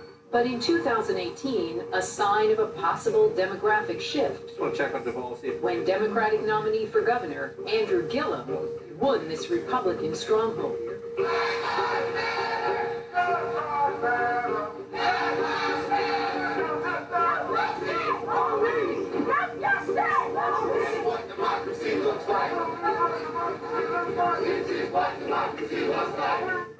some monumental movement in the Deep South. In Jacksonville, Florida, a Confederate statue has been removed without warning in the middle of the night.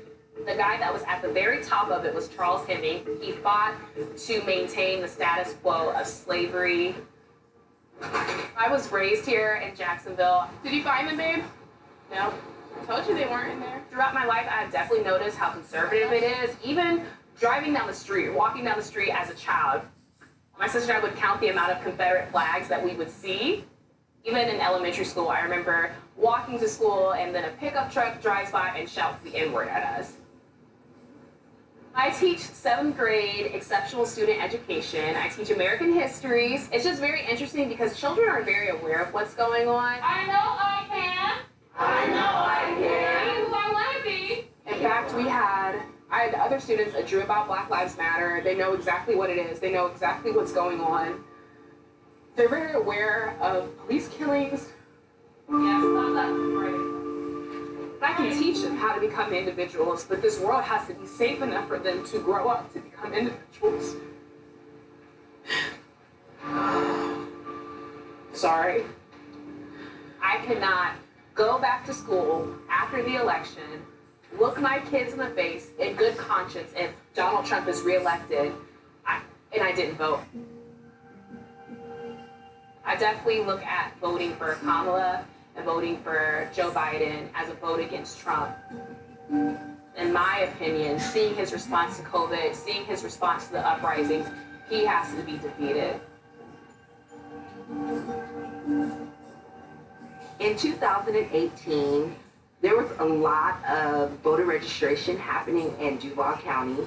When I was out on the streets registering folks to vote, I noticed that a lot of people didn't know were they eligible based off of felonies, sometimes even misdemeanors.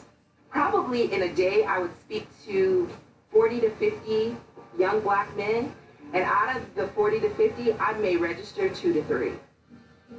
COVID-19 has stalled us actively being out doing grassroots movements, being out and talking to folks hasn't really been a thing.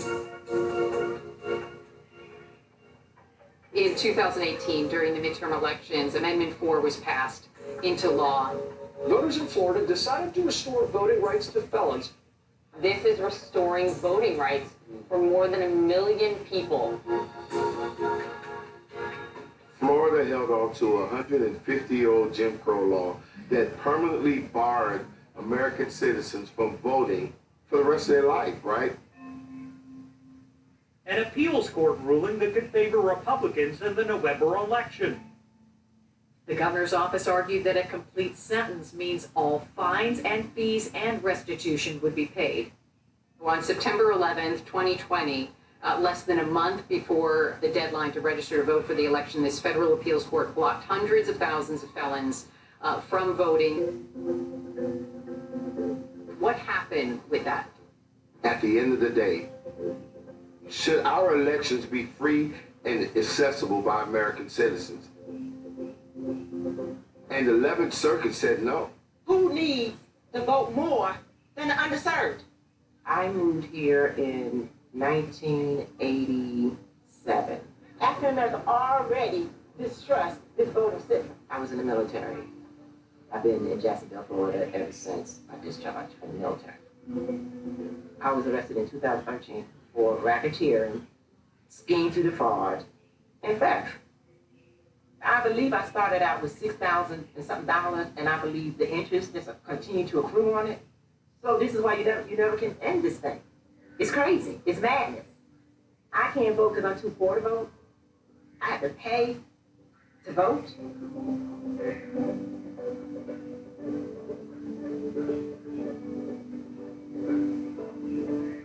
You've had past felony convictions. Now you're able to vote. Who are you voting for in this presidential election? At the end of the day, I have to live with this internally, and I keep it to myself. So you don't want to tell us? Because it's so sacred. I understand. It's so sacred. Because the minute I say that, right, what it does, it defiles the sacredness of my vote. Voting is something that's higher than politics. This is not a political battle. This is a battle about human rights, about human dignity.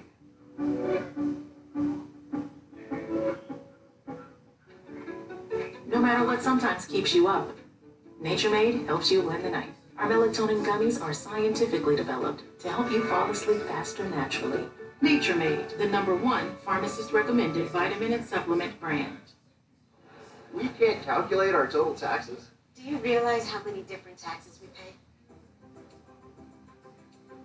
Sales tax, different POS systems in all 7 countries. And online sales? That's a whole other system. And different regulations. There's real estate credits, solar incentives. And we have no way to integrate all that. No, but BDO does. People who know BDO. Metastatic breast cancer is relentless, but I'm relentless every day. And having more days is possible with Verzenio, proven to help you live significantly longer when taken with fulvestrant. Verzenio plus fulvestrant is for women with HR-positive, HER2-negative metastatic breast cancer that has progressed after hormone therapy. Diarrhea is common, may be severe, or cause dehydration or infection. At the first sign, call your doctor, start an antidiarrheal, and drink fluids. Before taking Verzenio, tell your doctor about any fever, chills, or other signs of infection. Verzenio may cause low white blood cell counts, which may cause serious infection that can lead to death.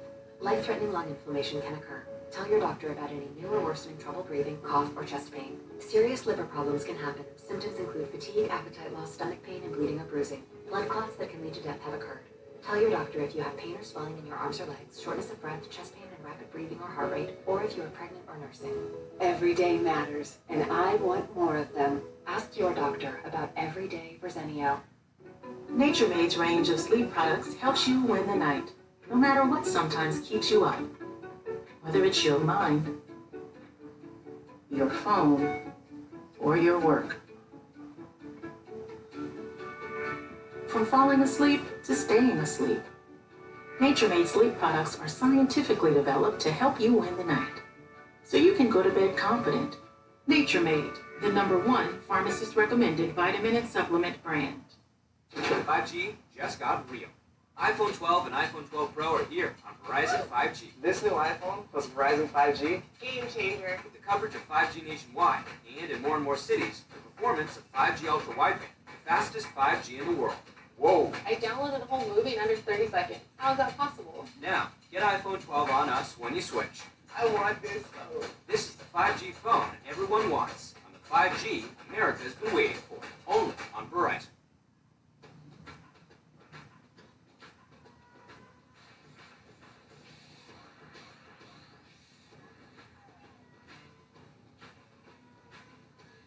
Real steel. Find yours. And find what fuels you. Not sold at Lowe's or the Home Depot. Pick up at over 9,000 local steel dealers. Find yours at steeldealers.com.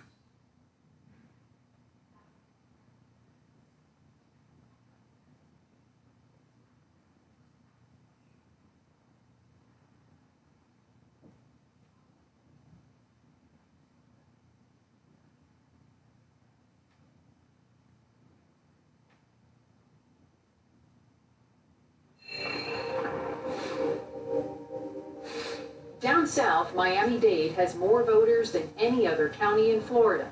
And in 2016, the county had the highest turnout for a presidential election in 12 years.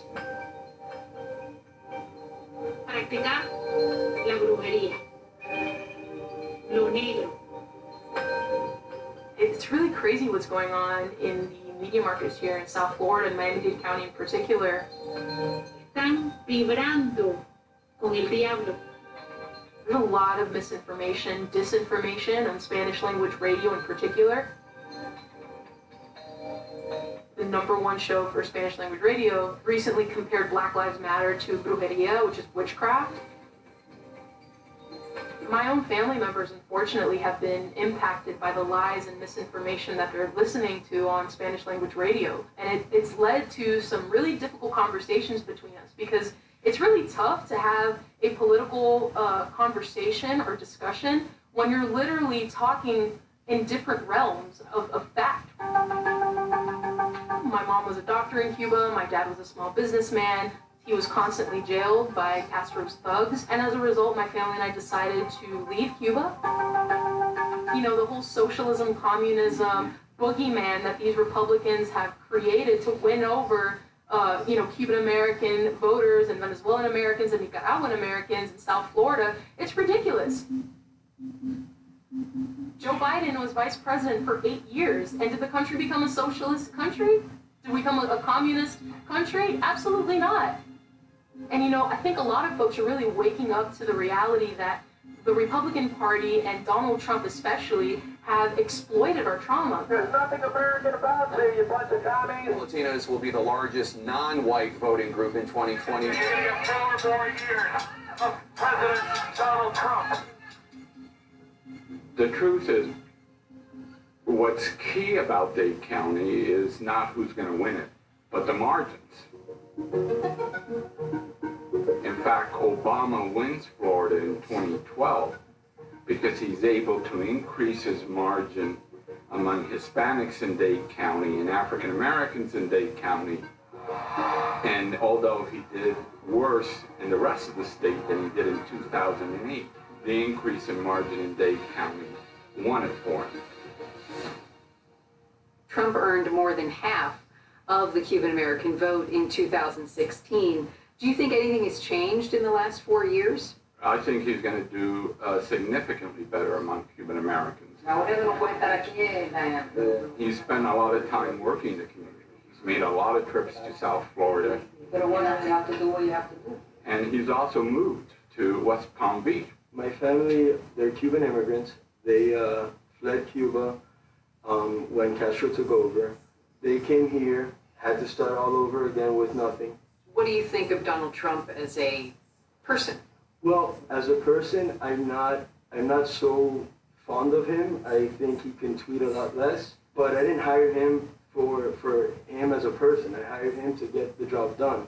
So nothing has changed for you over the last 4 years that you've seen that would make you hesitate to support him again? It's only solidified my position because, as a Catholic, I'm very proud of the fact that Donald Trump was the first president in U.S. history not only to attend a March for Life, but to speak at one. And that's something that, being pro-life, that really made me proud.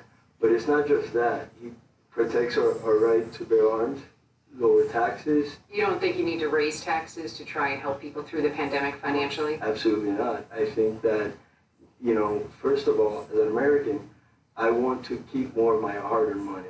I made that money, not the government. On the issue of assault weapons, Biden's gun control plan does outline a buyback program for assault weapons and high-capacity magazines, but the program isn't mandatory. So you're okay with that? No. Any law for gun control is an infringement.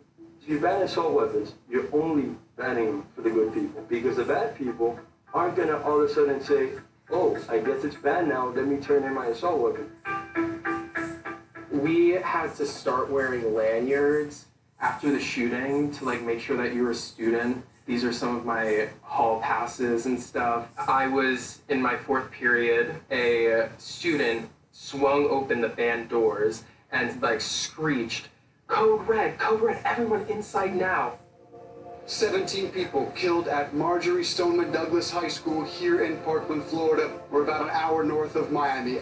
You could hear a pin drop. Everyone was silent. Another school shooting in the US, an expelled student opens fire on his former classmates. I heard what sounded like firecrackers. Did you know any of the 17 students and teachers that were killed? One of the students, her name was Carmen, she also was in drama. We talked, we had a little friend group. Parkland is still one of the 10 deadliest shootings in U.S. history. It happened about 2.5 years ago in the middle of Donald Trump's presidency. How would you say President Trump handled that shooting?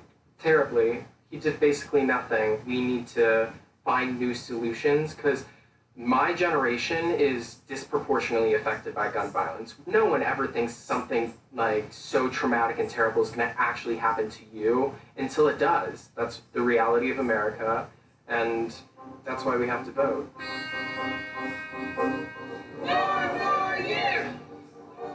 I know that if I do not vote, that's a vote for Donald Trump.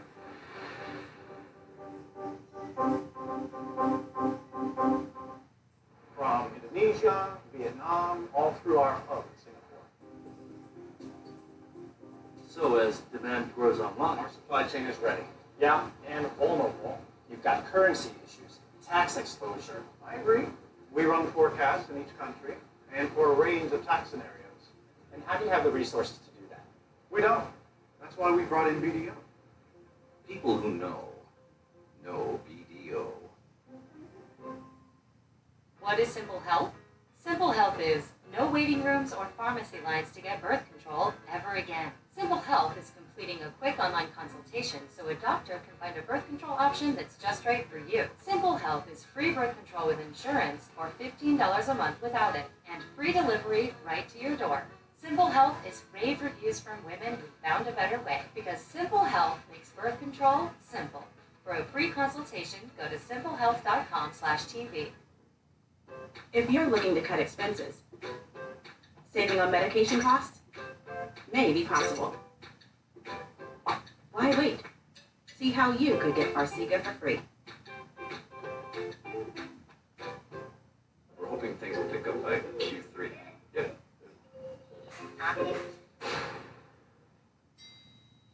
Never settle with Power E-Trade. It has easy-to-use tools and some of the lowest prices. Don't get mad. Get E-Trade and start trading today.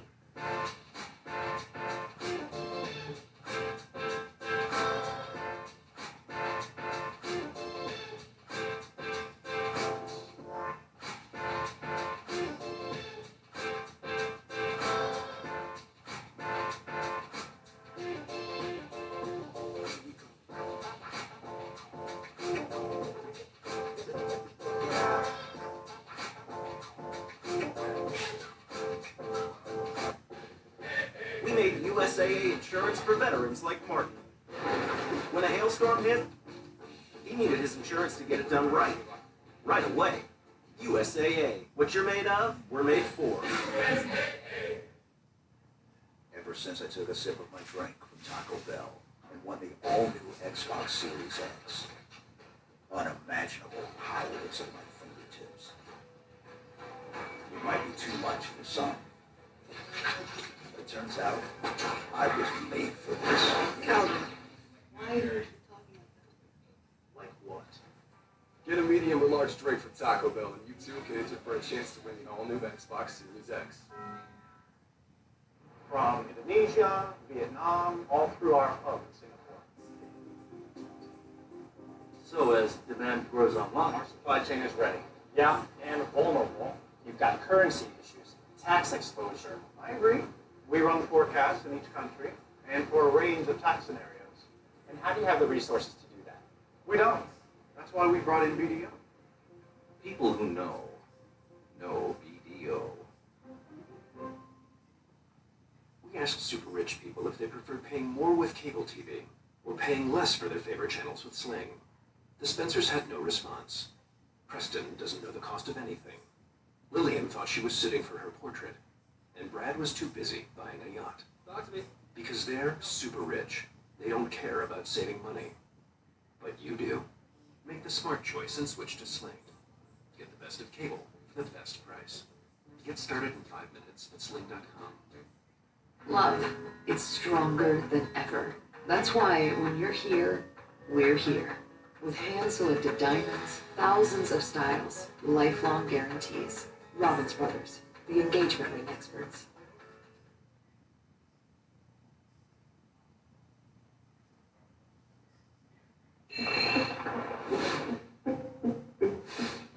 The Panhandle of Florida is historically Republican. Here in Escambia County, Trump won by more than 20% in 2016.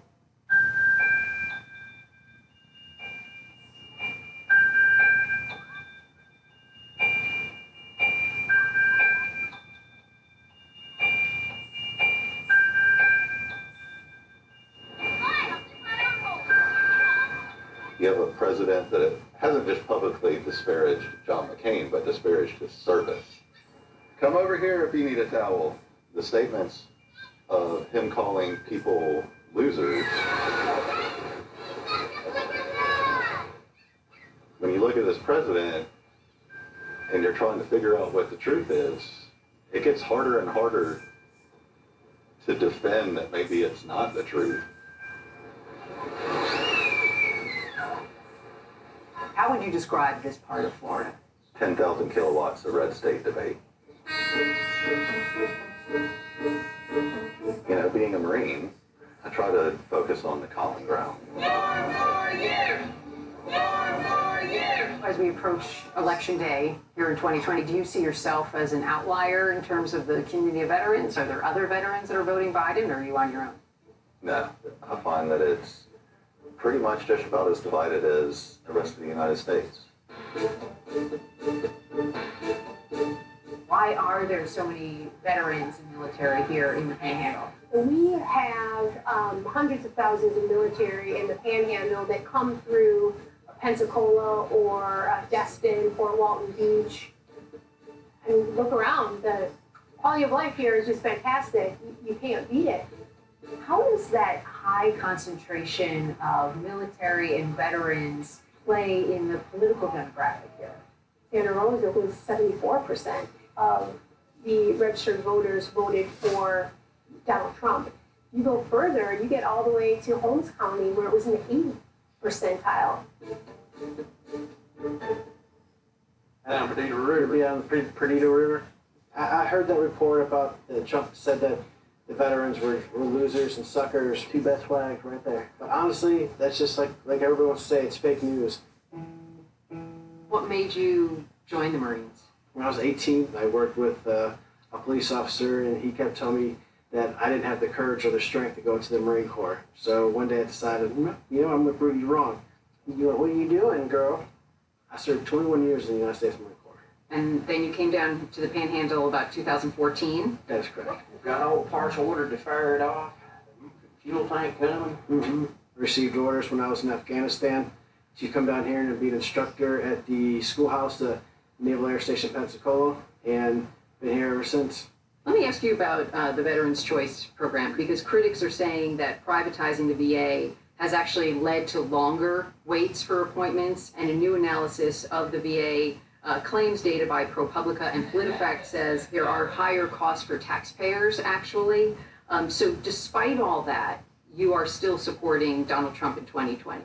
Absolutely. I believe that once COVID gets over with, pandemic is over with, I believe the VA healthcare system is going to start working a lot better.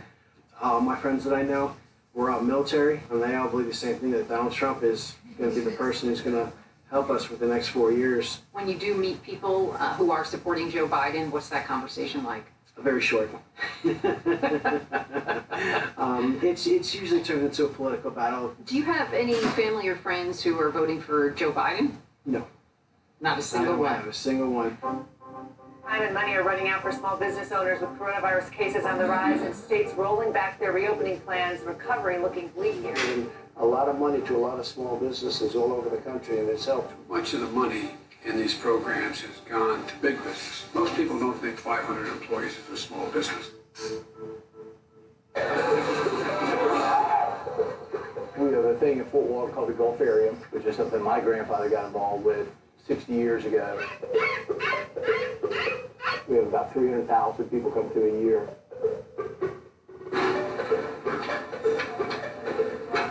I have 5 restaurants here in the Pensacola area, and the one we're at now, Fish House, opened 21 years ago. How has the pandemic impacted this area directly? We were trying to keep everybody employed that we could. Has the president's handling of the pandemic changed your support at all for him? Have you wavered at all? No. I think he's done a pretty good job with everything he's done with it. In 2019, $930 million was put into our economy just from tourists.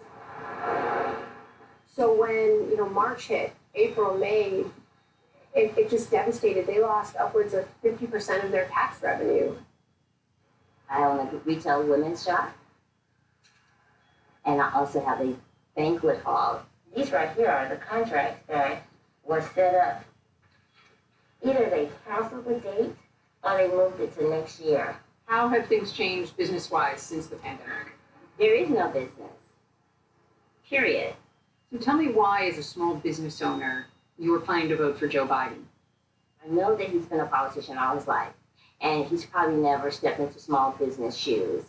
But I'm hoping that, I feel like he has the heart. Thanks special for apple pie. I am the owner of a pastry shop. I opened it in the namesake of my grandmother. What was it like for you to get your business off the ground here? Were there challenges? It seemed like I was climbing the biggest mountain I could ever in my life. Fresh whipped cream. I didn't have access to resources. I'm not coming from a family that's affluent. Tell me about this organization that you've started for small business owners. By a show of hands, who here plans in the Business Roundtable for this coming up election to vote for Mr. Trump? There's many more people like me who weren't born into money, and we wanted to help, we wanted to assist. As a small business owner, why are you voting for Joe Biden? Why wouldn't I? I have to. I feel compelled to. We're not just talking about personal preferences here. We're talking about my safety.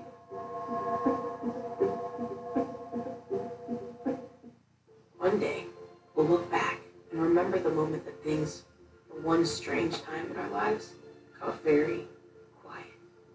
We worried over loved ones, over money, over our planet, and over takeout. Let's remember this time when so many struggled to feel secure and build a future where everyone can. Because when the world seems like it's standing still, that's the perfect time for us to change it.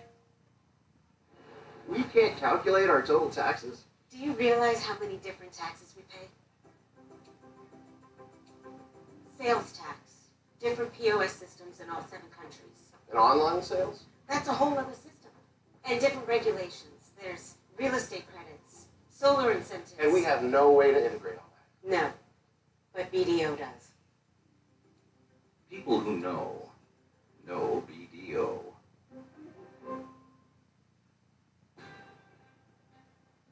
I never aspired to a perfect life. I just wanted to be happy. We are investigating the murder. You're asking me a lot of questions. You think you can handle everything? This is bigger than you. Gracie needs to get out of here. This story will explode.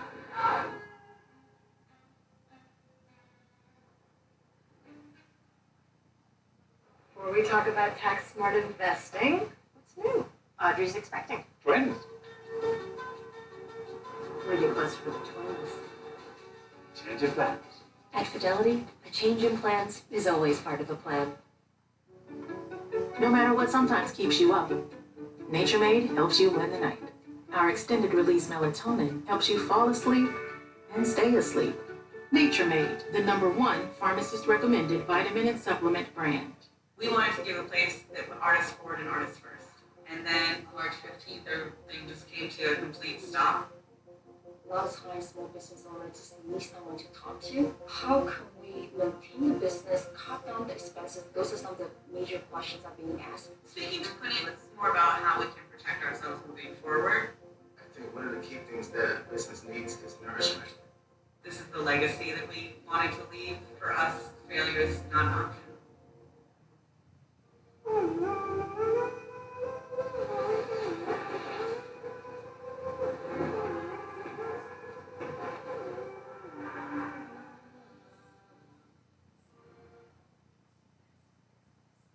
Love, it's stronger than ever.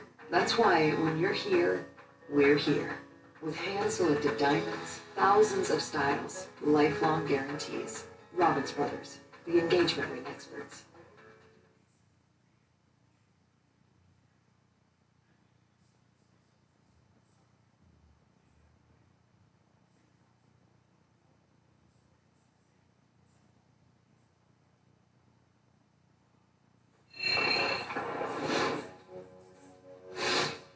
Here, in the center of Florida, Interstate 4 runs 130 miles from Daytona Beach through Orlando to Tampa. 1 in 4 Floridians live in this region. A region Trump won by over 200,000 votes in 2016. Hurricane Maria is rapidly intensifying. Millions of Americans are being hit right now by a catastrophic storm. This was a devastating hit from a Category 4. The entire island is without power. What did it sound like? Oh my God. What woke me up was like a banging. What I mostly remember was looking out the window, just seeing a white haze of wind. It was one of the strongest storms in recorded history. Yeah. My house was 100 days without power. We felt like disconnected. There was barely any signal for cell phones. In June of 2018, you and your mother decided to move here to Davenport, Florida, in Polk County. What brought you here? Yeah, after the storm hit, I definitely felt that my future was limited. And it hurts me to say it. It really hurts me to say it. I love my island. I love Puerto Rico. What did you make of President Trump's response to the hurricane hitting Puerto Rico? Well, not sufficient, putting it lightly. The least things that we want are paper towels. All we needed was more support and not to feel abandoned. Are you going to vote? Definitely. So you have the opportunity to try and help vote Donald Trump out of office. I'm definitely hoping that that's going to be the case come November. The University of Florida Bureau of Economic and Business Research estimates that as many as 50,000 Puerto Ricans moved to Florida following Hurricane Maria back in 2017, the majority of whom moved here to Orlando and the surrounding counties. How many of them would you say stayed? That's obviously a hard number to track. One pattern of population movement with Puerto Ricans is circular. So basically, people come stateside and see if things go well, and then might return to the island. In general, Hispanics now make up a record 16.4% of Florida's registered voters. What does that mean for the presidential election this year? Well, it means that a large segment of the electorate comes from a Hispanic background. Here in the I-4 corridor, the stretch from the west of the state all the way to the east of the state. That's where a lot of Hispanics are concentrated. It's about 40% of all Puerto Ricans live in this area. What is it about the I-4 corridor that makes it so unique? The fact of the matter is it's the most divided part of the state from a partisan perspective. A state is divided into media markets. Florida has 10 media markets. Along the I-4 corridor are 2 media markets. And they are the 2 largest media markets in Florida from a registered voter perspective. 45%, almost half of all Florida's current registered voters watch television or could watch television in those 2 media markets. In 2016, there was upwards of $100 million spent on ad campaigns in those media markets. What does that say about the efforts by the candidates to win these voters? They'll go to any cost, but it also says that television, particularly local television, is the way that you can reach the broadest swath of voters quickly. The radical left-wing mob's agenda: take over our cities, defund the police. Fires are burning and we have a president who fans the flames. He can't stop the violence because for years he's fomented it. Generational divides are the deepest we've ever seen in Florida's politics. 30% of millennials and Gen Zers are registered. Do you find that people are afraid to say whether or not they support Donald Trump or maybe even Joe Biden? Yeah, actually, when people found out that I voted for Trump in 2016, I actually had people find me on social media and find the number to my company and reach out and say nasty things. Like, even one person was like, I hope you die of cancer. And how are you feeling about Trump in 2020? Well, it didn't go exactly as planned. And there's, of course, been moments where I'm like, yikes, I don't like that representation of our country. I mean, if I were to go back in 2016, I would still vote for Trump. But now that we're in 2020, I'm still undecided. I have not committed to voting one way or another. Why do you think we're so polarized and so divided? Well, I mean, I hate to say it to you guys, but I think in part is the media. You see one headline and it doesn't really match up with the story, and then you see on a different media outlet the same story with a completely different headline and kind of like pointing fingers and placing blame. Up next, it's got a lot of those deep south rural white voters who have just kind of gone away from us. You were a registered Democrat. What made you switch parties? I remember calling my mom and I was like, Mom, I'm going to protest. Say, in the middle of the pandemic, no, you're not.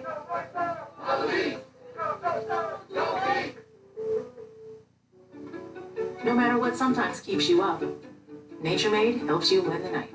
Our extended release melatonin helps you fall asleep and stay asleep.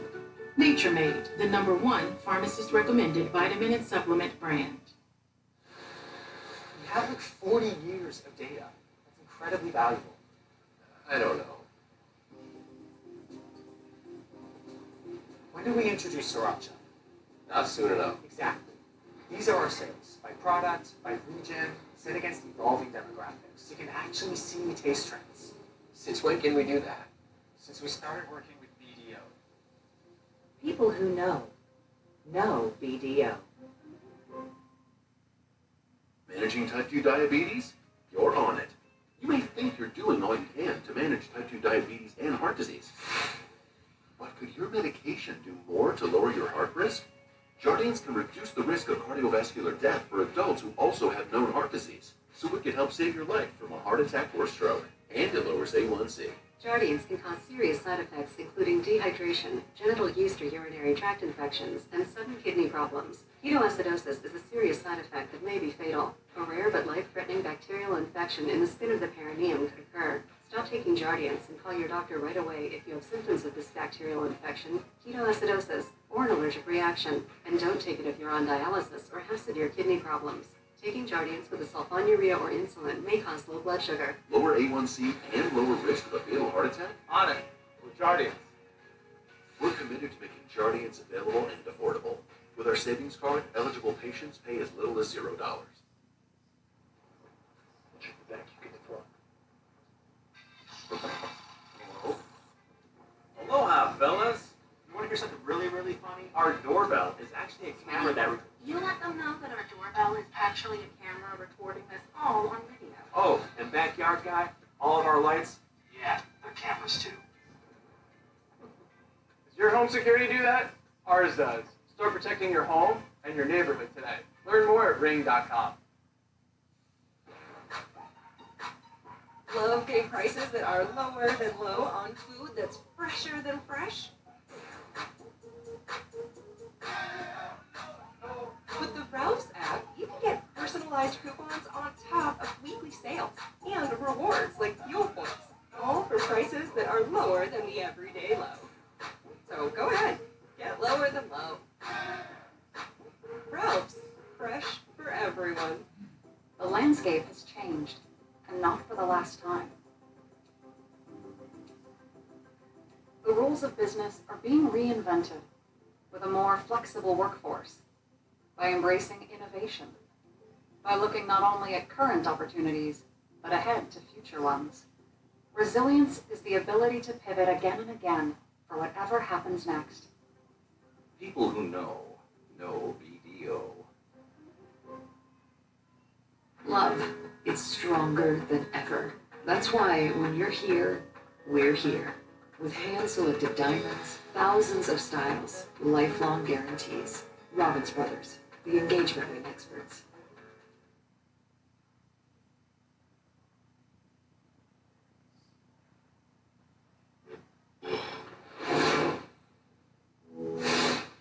Just miles away from the capital of Florida, Jefferson County went twice for Obama and flipped to Trump in 2016.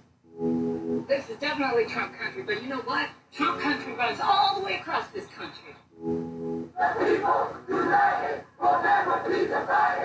to all sit at the table and we all got to be looked at as an equal. Why is Florida historically such a close call in the presidential election? It's an accident. It's almost kind of like God is playing a joke on our politics. The United States has a new president. Gore campaign was told that the margin isn't 6,000, which is what our board is showing, but in fact 600. CNN cannot project that the President of the United States will carry the state of Florida. Barack Obama won Florida.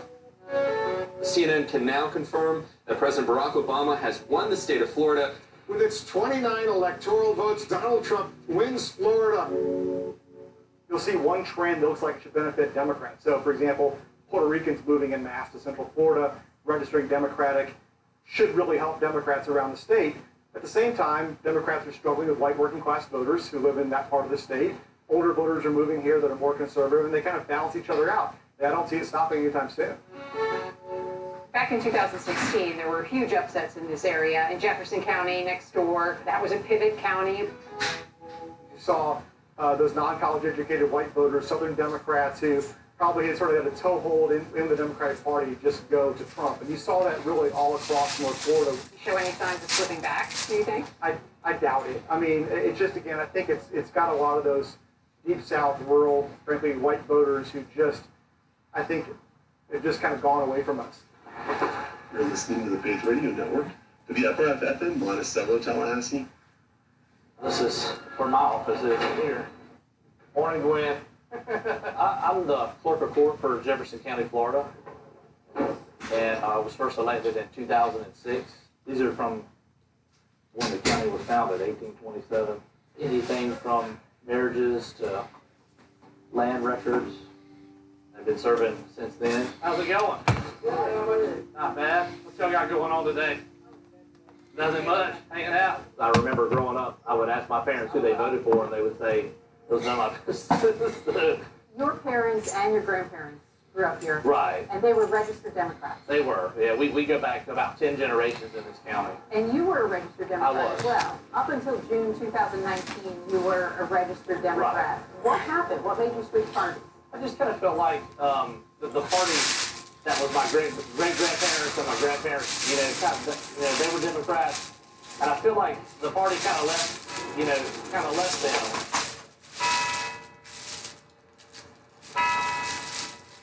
In your circles, you know of other people who switched parties? Yeah, actually, before the pandemic, we only have about 10,000 registered voters in this county, and I had switched over around 50 at that point in time. How do you feel about Donald Trump, the candidate himself? I'm not a huge Donald Trump fan, but he's our president, and he represents the Republican Party, and that party is more closely aligned with my values related to abortion, gun control, and fiscal areas. So nothing that Donald Trump has done over the last 4 years, his response to things like the pandemic or uprisings or racist events, nothing would change your mind? I'm not going to sit out there and hold a sign for him, but no one's perfect. Everybody has their faults. Critics say he's a racist. I don't really, I honestly don't follow a lot of national politics. Critics say he lies. I don't really have an opinion on that either. I think that no matter who's in power, they're going to have critics, and that's just how it goes. What in your life has scribbled because it is not being used? For this man, it was his hand. But for some of us, it is our faith. God have mercy. Has the pandemic impacted you personally? Yes. I'd say some days are really hard. I don't have interaction with people other than my family members. Too loud?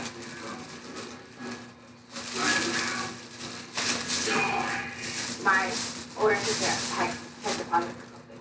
It was definitely scary seeing her like that. She could barely get out of the bed and eat food without her feeling just frail.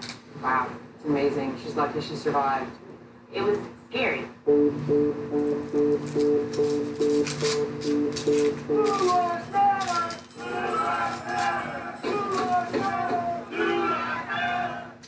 do you want to call him? Give me a name. Give me a name. White supremacists and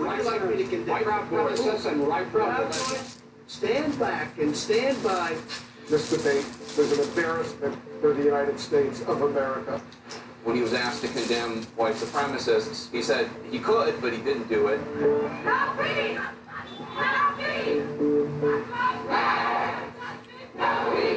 Just 6 months really before Election Day, 46-year-old George Floyd was killed in police custody. That video, it sparked millions of people to start protesting around the country. They still are. You were one of those people. I remember on Instagram scrolling and seeing the video and how much it affected me. Just to treat somebody so terrible, like treat a person like an animal. And I wanted to do something. I wanted to get out. And I remember calling my mom and I was like, Mom, I'm going to protest. She said, in the middle of the pandemic, no, you're not. And I said, Mom, I'm going to protest. Do you think that Black Lives Matter and the pandemic will be driving forces to get people to the polls to vote? Absolutely.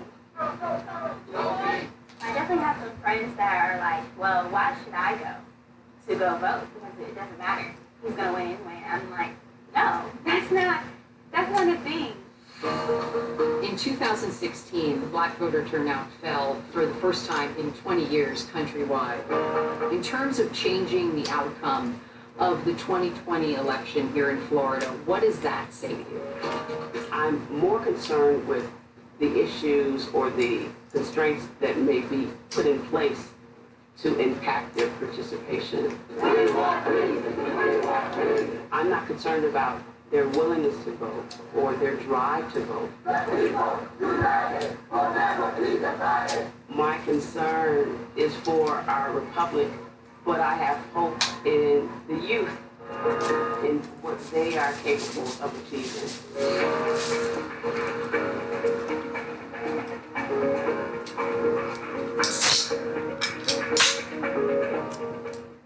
The following is a CNN special report. President Donald J. Trump, the unconventional, unpredictable businessman, was no different in his first term. Proud of the extraordinary progress over the last 4 incredible years. Shattering norms. It is completely disruptive and different than anything you've ever seen before. Breaking boundaries. He would turn on them in a really aggressive way, in a way that I've never seen or heard of presidents doing before. And demolishing expectations of behavior for a president of the United States. Does working for President Trump ultimately mean you have to agree with him all the time if you want to keep your job? A president who seems to thrive in division. Whether those who hate him or celebrate him. A look now at the moments that defined President Donald J. Trump's first term. The issues he vowed to tackle. Build that wall. Repeal and replace Obamacare. These massive tax cuts will be Rocket fuel for the American economy. And those miners, get ready because you're going to be working your asses off, all right? The crises he has faced. We will defeat the virus and emerge stronger than ever before.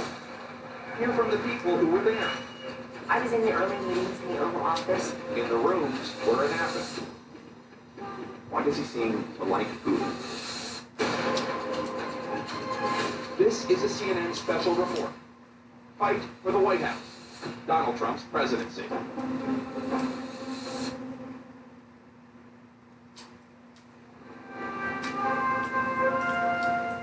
Together, we will crush the virus.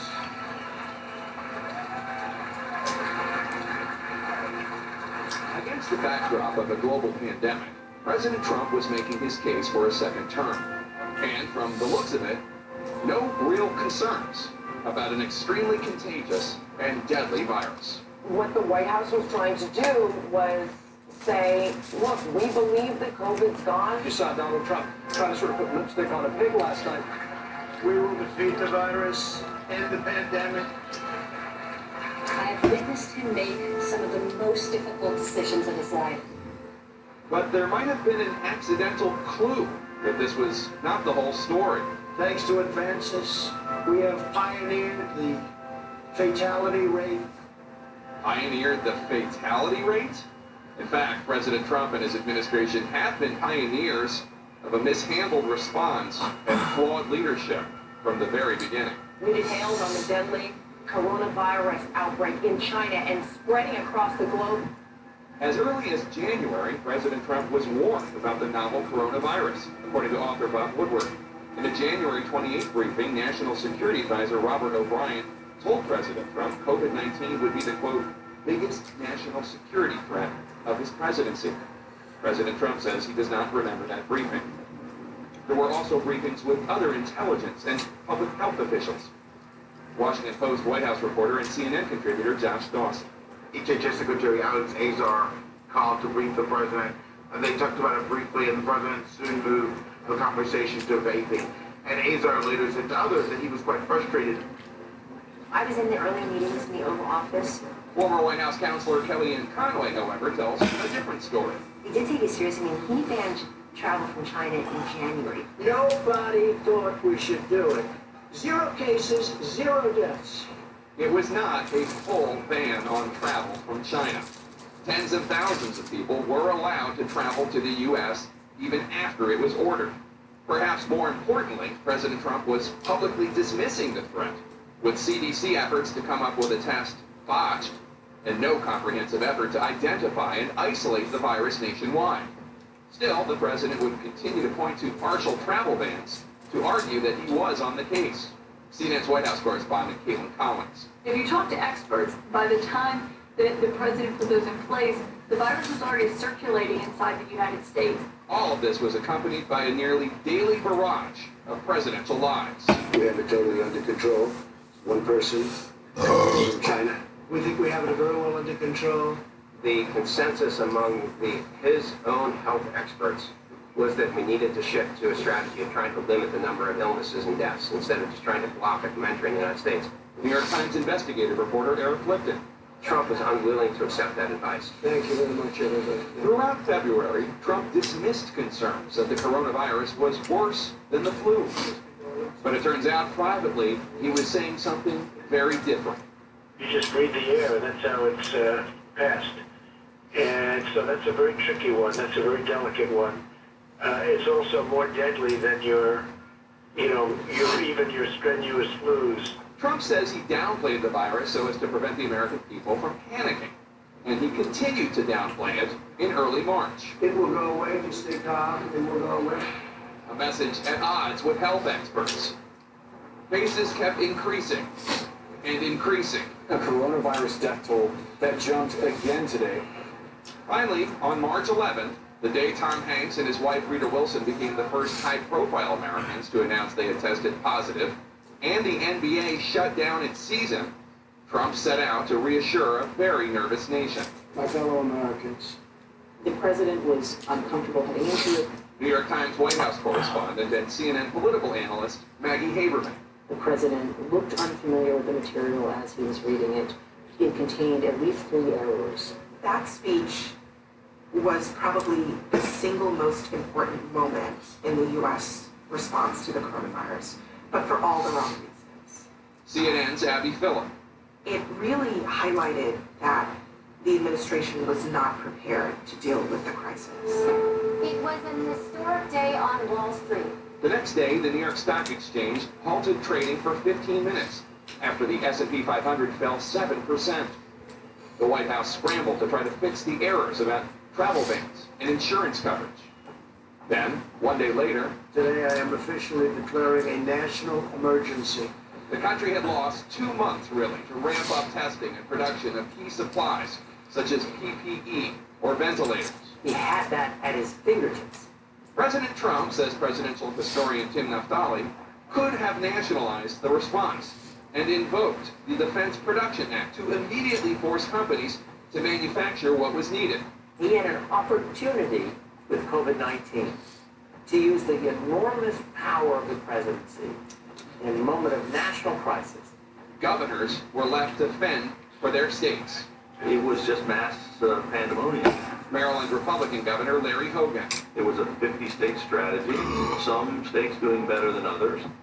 Hogan secretly sourced 500,000 tests for his state from South Korea. I asked the president about that at a briefing we had. It's going to save a lot of money, but that's okay. Go to South Korea? No, I don't think he needed to go to South Korea. I think he needed to get a little knowledge would have been helpful. You've been assuring that testing was amazing in the United States, and the question was, well, if that's true, then why is the governor of Maryland having to go to another country? Testing was lagging far behind, despite the president's spin. Anybody that wants a test can get a test. That's what I was about. That was a lie. I said earlier today that I hope we can do this by Easter. Trump then tried to pressure governors to open up their states and their economies. I really do believe a lot of the governors should be opening up states. What mistakes do you think have to be made by the president? Allowing some of the governors to make decisions and mayors to make decisions about whether and when to lock down and how to lock down also made this more fraught. It was not a health strategy, it was a political strategy, allowing the White House to blame the governors no matter what and accept zero responsibility. This while the president also sought to undermine the nation's leading infectious disease expert, Dr. Anthony Fauci, for telling the truth, including acknowledging the fact that the president's delay in action cost lives. Obviously, you could logically say that if you had a process that was ongoing and you started mitigation earlier, you could have saved lives. Obviously, no one is going to deny that. The president tried to control the message, minimizing the risk. Young people are almost immune to this disease. Pushing unproven, potentially dangerous drugs to treat COVID-19, such as hydroxychloroquine. What do you have to lose? I'll say it again. What do you have to lose? Take it. Or this jaw-dropping moment. I see the disinfectant. It knocks it out in a minute. 1 minute. And is there a way we can do something like that? Injection inside or almost a cleaning. The president's briefings ended for a while, and he let the experts take the lead. He pushed guidelines on social distancing and wearing a mask, and he finally wore a mask himself. The Trump administration did eventually invoke the DPA for key supplies, such as testing swabs. Progress has been made when it comes to treatments, and the Trump administration is optimistic about developing a vaccine. Dr. Francis Collins, who spent decades at NIH alongside Dr. Anthony Fauci, Jake has said that he's never seen vaccine therapies come together so quickly in the way that they are. The facts sadly speak for themselves. The U.S., with less than 5% of the world's population, has a much higher case count and death count than the rest of the Western world. We wanted to ask President Trump about all of this and more, but he turned down repeated requests for an interview. Recently, the president seems to be back to undermining efforts to save lives, whether through holding events with seemingly no social distancing or required mask wearing, or frequently mocking Joe Biden for wearing a mask. I don't wear masks like him. Every time you see him, he's got a mask. He could be speaking 200 feet away from me. He shows up with the biggest mask I've ever seen. Just days after that comment, President Trump himself was diagnosed with the virus. Coming up, the quality Donald Trump values perhaps the most.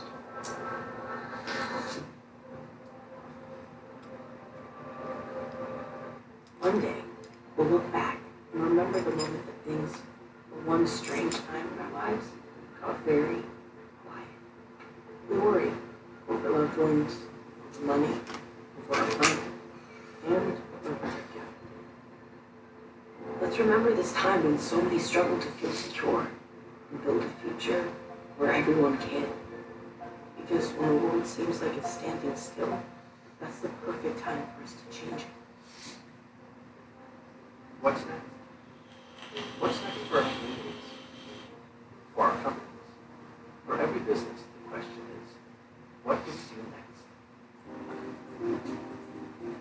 What do we do for our people and our customers?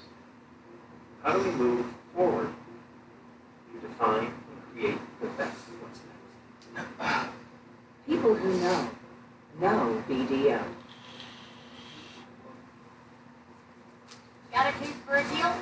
Want a hamburger, fries, a drink, nuggets? Boom, rewarded with a Wendy's or before first on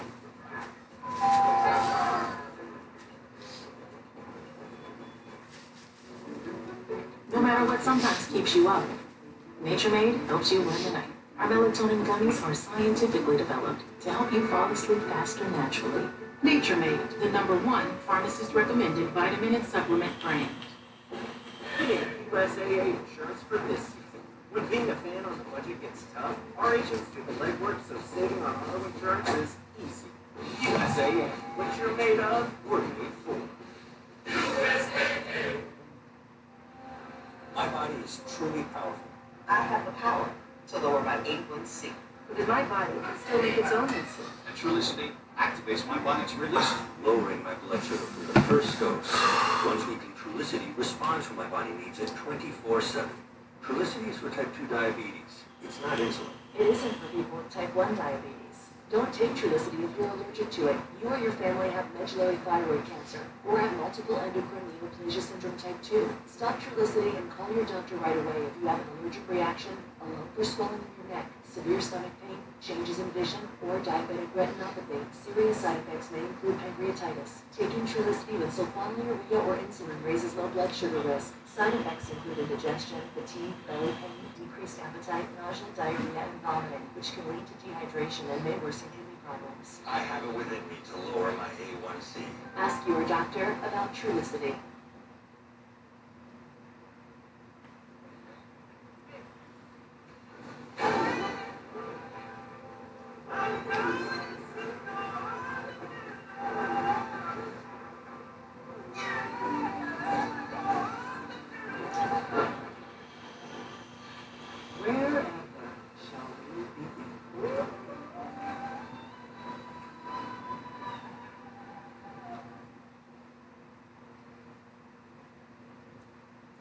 Lysol's Here for Healthy Schools program is committed to being here, to encourage kids to keep a little distance, here to reassure parents who are a little worried, here to support teachers who make limited resources feel limitless, and for Lisa, who needs unlimited reminders.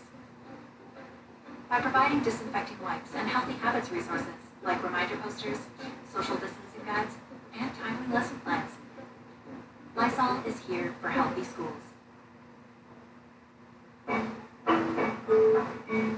You know, some of these people have like a 10% loyalty, meaning if they sneeze in the wrong direction, they're gone. Loyalty. Good morning. Welcome to your new day. This Monday, December 19th. Texas electors sealing the deal for Donald Trump. To make Donald Trump's victory official today. It was the day Trump's win was officially certified by the Electoral College. The president-elect was reportedly celebrating with top aides at his private club in Palm Beach, Florida. The conversation turned to whom he should hire. They focused on campaign advisors and supporters who had been loyal to him during the 2016 campaign at a time when most Republicans were trying to distance themselves from him. The dinner has certainly been consistent with everything we've seen from this president. He has been obsessed with loyalty. He always has been. Here he is in 1980. I learned that there were some very loyal people, and I've learned that there were some people that could have been more loyal, and those people I have discarded totally. And once Donald Trump became president, he didn't just look for it, he demanded it. It's a tradition that presidents bring a little clique with them. Whether it's the Boston Mafia of John F. Kennedy, the Georgia Mafia of Jimmy Carter. Loyalty is not new in the White House. But Trump's brand of loyalty was new. The Trump people said essentially, if we could ever find that you publicly posted something negative about the president, you were very unlikely to get a position. I have never heard of that kind of vetting of people for negative comments about the president in their past lives. His early hires were loyalists throughout the campaign and in the early months of the presidency. He did hire a few one-time opponents who have been loyal since. Thank you, Mr. President. Including Secretary of Housing and Urban Development Ben Carson. Our president, Donald J. Trump, he makes promises and he keeps them. And Secretary of Energy, former Governor Rick Perry. Mr. President, I know there are people that say, you said you were the chosen one, and you were. But it would not take long for President Trump to learn others' loyalty was fleeting. We have a very, very good idea who the leakers are, who the senior leakers are in the White House. Former White House Communications Director Anthony Scaramucci was hired 6 months into Trump's presidency to root out disloyal leakers. There were 3 or 4 people that were probably the biggest leakers, and he wanted them gone. So loyalty goes one way towards him. This demand for loyalty could be a problem when it seemed to supersede ethics. Loyalty means you do what I need you to do, even if it's unethical. You work for me. That may be a good strategy if you run a small private business, but it's absolutely unacceptable for a constitutional officer of the republic. He immediately tests you to see if you are going to be on his side or if you're going to be his enemy. It was an unfamiliar situation for someone such as Andrew McCabe, then acting director of the FBI. He had served 4 administrations at the FBI for both Republican and Democratic presidents. As career government servants dedicated first and foremost to the Constitution and to the rule of law, those folks are not going to simply accede to the president's will. Does working for President Trump ultimately mean you have to agree with him all the time if you want to keep your job? Yeah, I think that's the case. They're going to do what they think is their job. And that is a very tough decision for people to make. And it's one that will likely bring you great personal pain and sacrifice. And so if you are committed to doing that work, you're likely going to run headlong into a conflict with President Trump. I have now decided to recuse myself from any existing or future investigations of any matter relating in any way to the campaigns for President of the United States. For instance, Jeff Sessions, an incredibly loyal guy, but made one decision, complying with ethics suggestions from DOJ, and that's it. He's dead to President Trump. He can run you over with a steamroller at any time. I need you to do things, and I need you to be willing to take the blame for me when things go poorly. Perhaps contributing to unprecedented turnover. 89% of his senior staff, Trump's A-team, have left.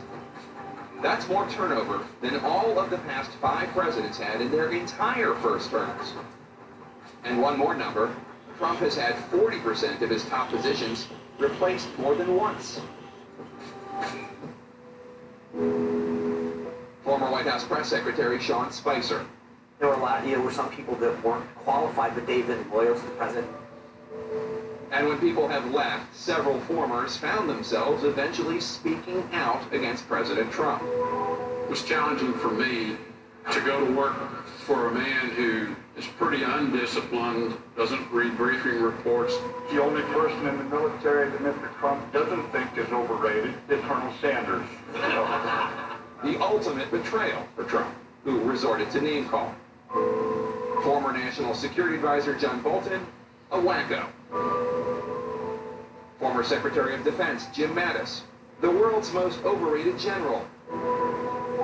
Former Secretary of State Rex Tillerson, dumb as a rock.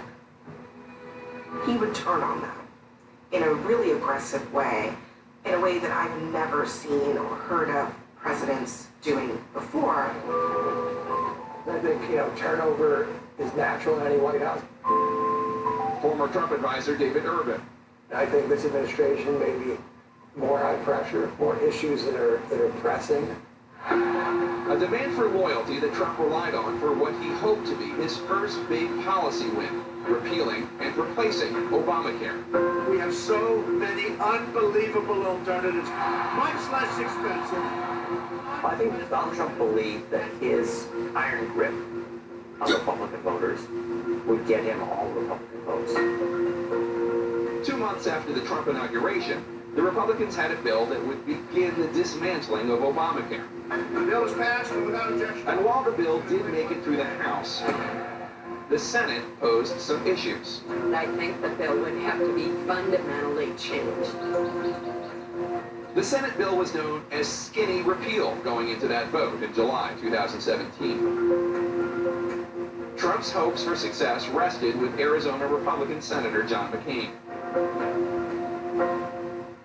whom Trump had attacked for years. He's not a war hero. He's a war hero. He's a war hero because he was captured. I like people that weren't captured. Senator McCain was sick, and he was heading out to Arizona. I made the suggestion maybe we should go out there and see him on one of these trips that we were making, and the president did not want to do that. In the early hours of July 28, 2017, McCain arrived to vote, a singular motion that left the Senate chamber aghast and the White House reeling.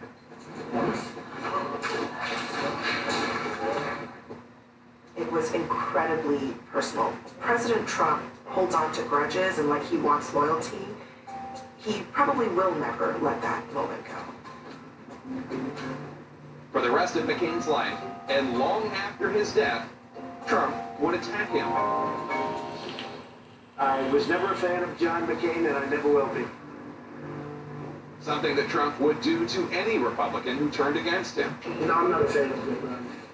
What Jeb Bush is a puppet to is done it. He has effectively chased many of his critics out of the Republican Party. The president has defied political wisdom in bringing the party along with virtually everything that he has done for over 4 years now since he was a candidate. And he requires that loyalty. Loyalty that would carry Trump through many issues and crises in his first term. We want lower taxes, bigger paychecks. From tax reform to judicial appointments to impeachment. It's the only good headline I've ever had in the Washington Post. More on those later. But first, when we come back, Trump's economy.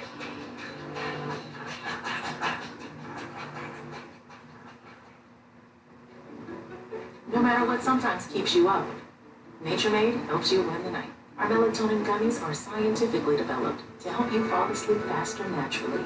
Nature Made, the #1 pharmacist-recommended vitamin and supplement brand. Let's be honest, right now, retirement planning is pretty scary. Like, spider in your pillow is scary. And my last advisor, also scary. It was big words and fake smiles. So I talked to Personal Capital and met with a person who, get this, listen to me. Now I'm feeling a lot more confident. It's time to get a plan. Download our free financial tools today. Go to personalcapital.com.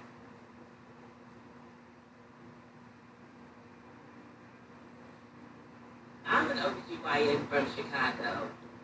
I chose medicine because I wanted to give back to my community. I help young women build confidence and a positive body image. The pandemic changed everything for me, both as a doctor and as an educator.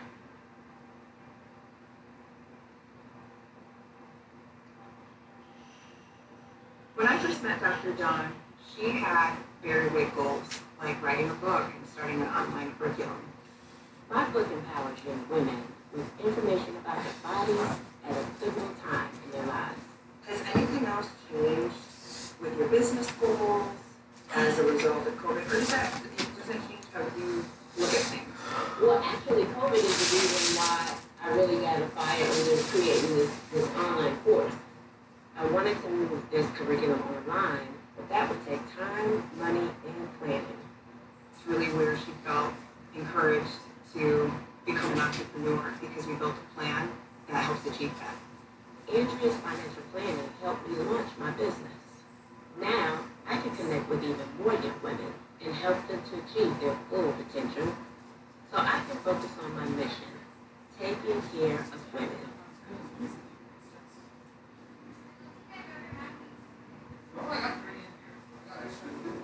No matter what sometimes keeps you up, Nature Made helps you win the night. Our extended release melatonin helps you fall asleep and stay asleep. Nature Made, the #1 pharmacist recommended vitamin and supplement brand. Love getting prices that are lower than low on food that's fresher than fresh.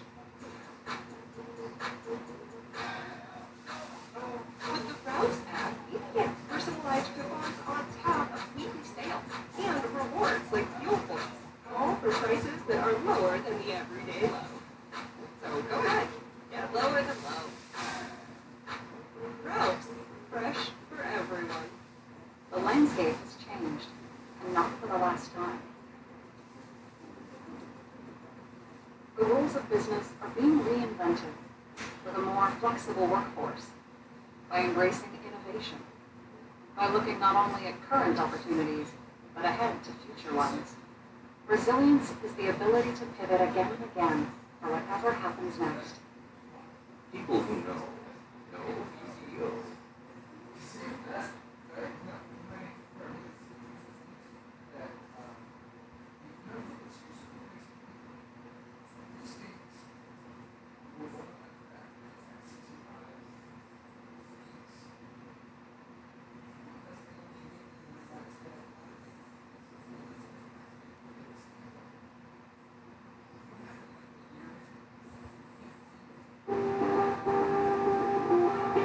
We need a leader that wrote the art of the deal.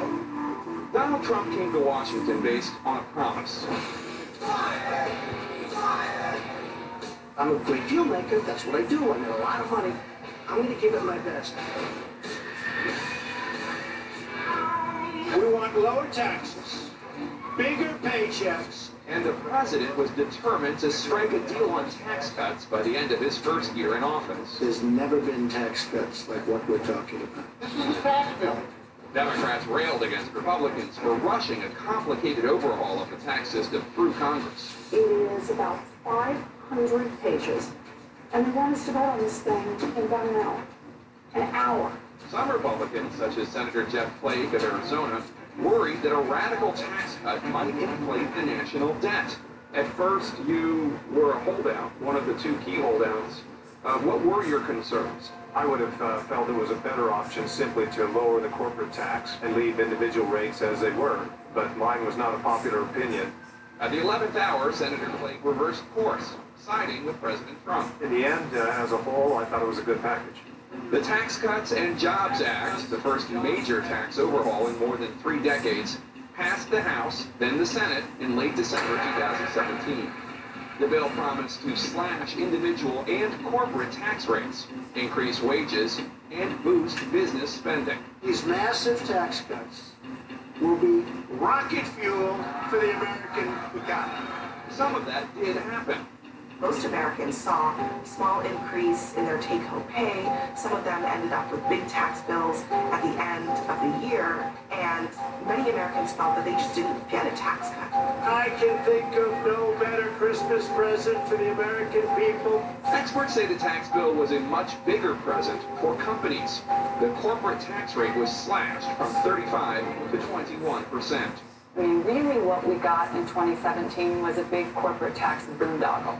Rana Paruhar is CNN's global economic analyst. He sold this idea that, hey, these companies are going to save so much money, they're going to bring back investment now from overseas, we're going to see new factories, we're going to see hiring. Well, some money did come back, about $700 billion or so, but the majority of it went into share buybacks. When companies go into the market and they buy back their own shares, so it's great for the C-suite, it's great for that top 10%, but it doesn't change the story on Main Street.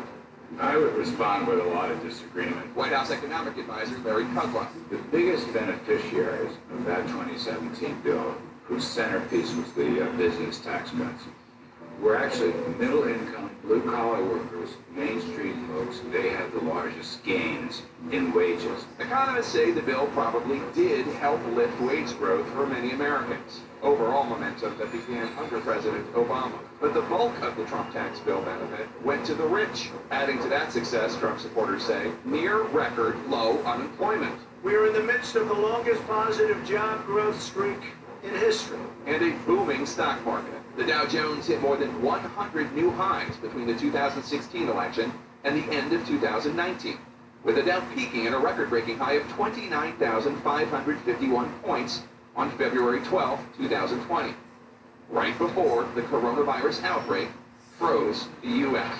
The president lives and dies by the market, and so anytime there's bad economic news, he does whatever he can to try and goose things, and he's done that by tax cuts, he's done it by trying to encourage interest rates to be kept low, pushing the Fed around that.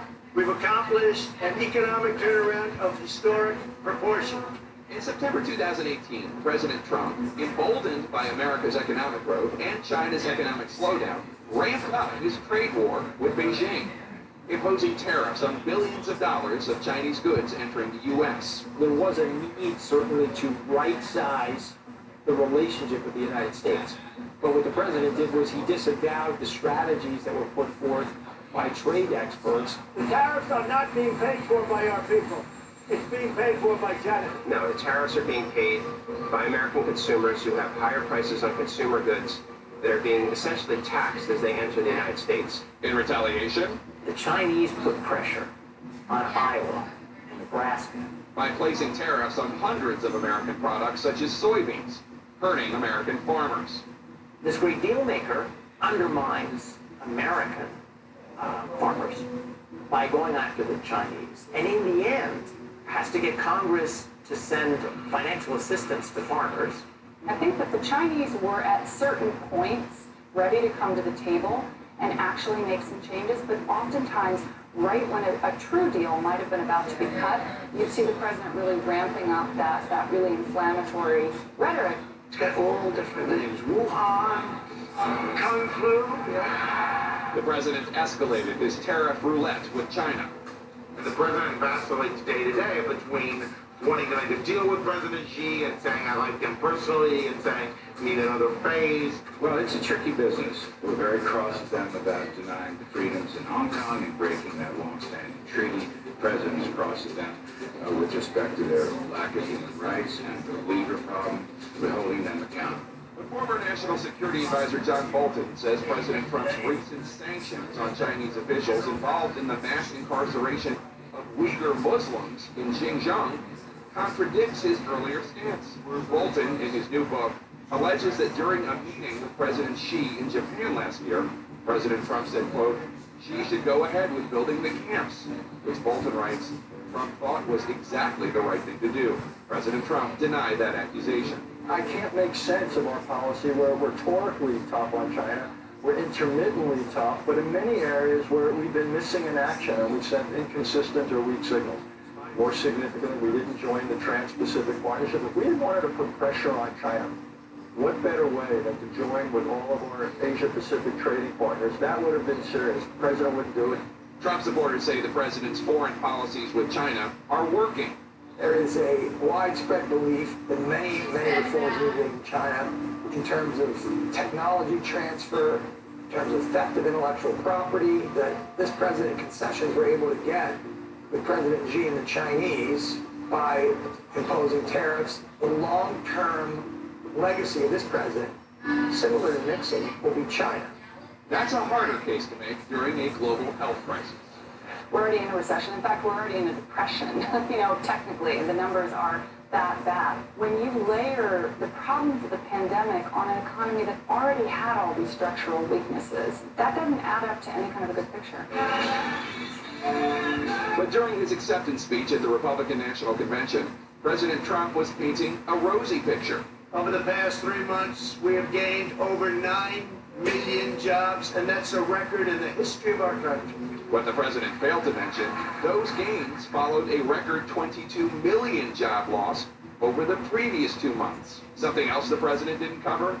The enormous economic toll caused by his bungled pandemic response. We have seen the smallest economic contraction of any major Western nation. The economy has been President Trump's calling card his entire first term. Goodness, look at those numbers. They're down 7%. The COVID crash on Wall Street is officially over. And even as coronavirus continues to grip the nation, the stock market has recovered. The S&P 500 closed at a record high Tuesday for the first time since the pandemic began. I do think once we get rid of the virus, I think we're going to have a boom economy. In September, a bombshell New York Times report on the president's own finances surfaced. The dealmaker-in-chief is actually crushed by massive debt. And the self-proclaimed billionaire president who reformed the tax code actually paid $750 in federal income tax in 2016 and 2017, according to the Times. Is it true that you paid $750 in federal income taxes each of those 2 years? I paid millions of dollars in taxes, millions of dollars of income tax. I paid $27 million. Show us your tax year. Something President Trump still refuses to do. Up next, the reshaping of the federal judiciary.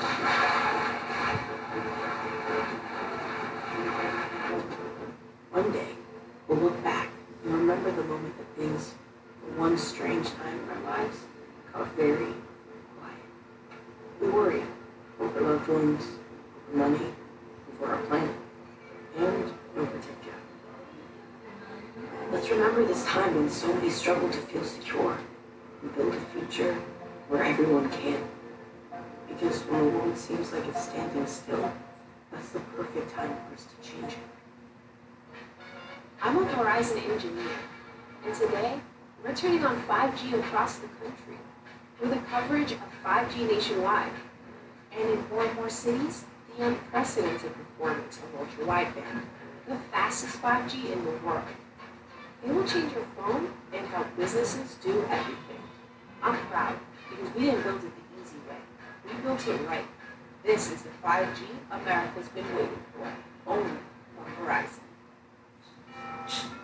Jade is about to buy her first home, and with a verified approval from Rocket Mortgage, she has the strength to compete with cash offers.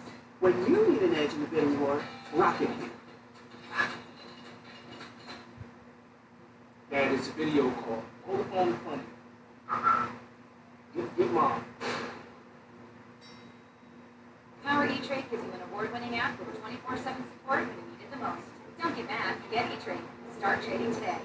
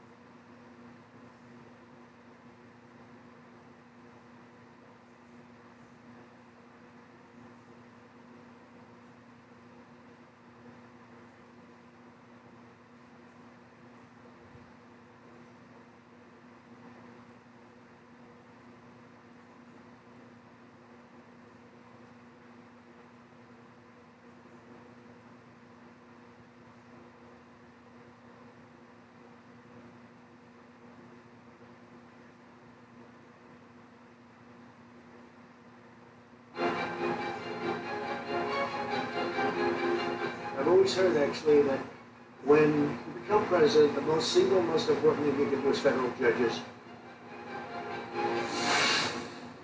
Ruth Bader Ginsburg, who was far more than merely a Supreme Court justice, has died. It's not even up the first time. She led an amazing life. She was an amazing woman. That was President Trump's public reaction to Justice Ruth Bader Ginsburg's death. But privately, an insider says, Trump had been salivating to replace Ginsburg. And now he had an opening to rally his base and remind some Republicans who were turning away from him because of various failures, including COVID, that the future of the courts might be more important. Article 2 of our Constitution says the president shall nominate justices of the Supreme Court. All reminiscent of 2016 and another justice's passing. I have some very sad news. United States Supreme Court Justice Antonin Scalia has died. Antonin Scalia served on the court since 1986, and it looks like President Barack Obama is going to appoint a new member of the court, which would tip the liberal balance for the first time in years to the liberal side. CNN legal analyst Joan Biskupin. But what happens that actual night sets in motion a series of dominoes that produce the court we have today. Though leading in the polls, Trump was still considered a long shot. But he knew the world would be watching later that night. Donald Trump of New York. As the GOP presidential debate took center stage. A moment of silence for Justice Antonin Scalia. He capitalized on the moment, suggesting a couple of respectable conservative judges to fill Scalia's vacancy, sealing the deal with many conservatives. We could have a Diane Sykes, or you could have a Bill Pryor. We have some fantastic people. So just to be clear on this, Mr. Trump, you're okay with the president nominating somebody? I think he's going to do it, whether I'm okay with it or not. I think it's up to Mitch McConnell and everybody else to stop it. It's called delay, delay, delay. This nomination should not be filled by this lame duck president. President Obama's nominee, U.S. Court of Appeals Chief Judge Merrick Garland, never got even a single hearing. Outside advisor to the president for judicial selection, Leonard Leo, the LA Times says you're the man to see if you aspire to the Supreme Court. Leonard Leo, co-chair of the Conservative Federalist Society, joined Trump's team. He wanted to put out a list of individuals for the U.S. Supreme Court. One of the most important things we'll be doing, whoever the next president is naming judges. He wanted, first, someone who was, in his words, not weak. What that did was it basically said to the American people, this is what I, Donald Trump, stand for in terms of judicial selection. Many felt that judicial selection campaign helped pave Trump's path to the White House. With Trump now in office and a Republican-held Congress, legal advisor Don McGahn, Leo, and McConnell wasted little time. Today I am nominating Judge Neil Gorsuch.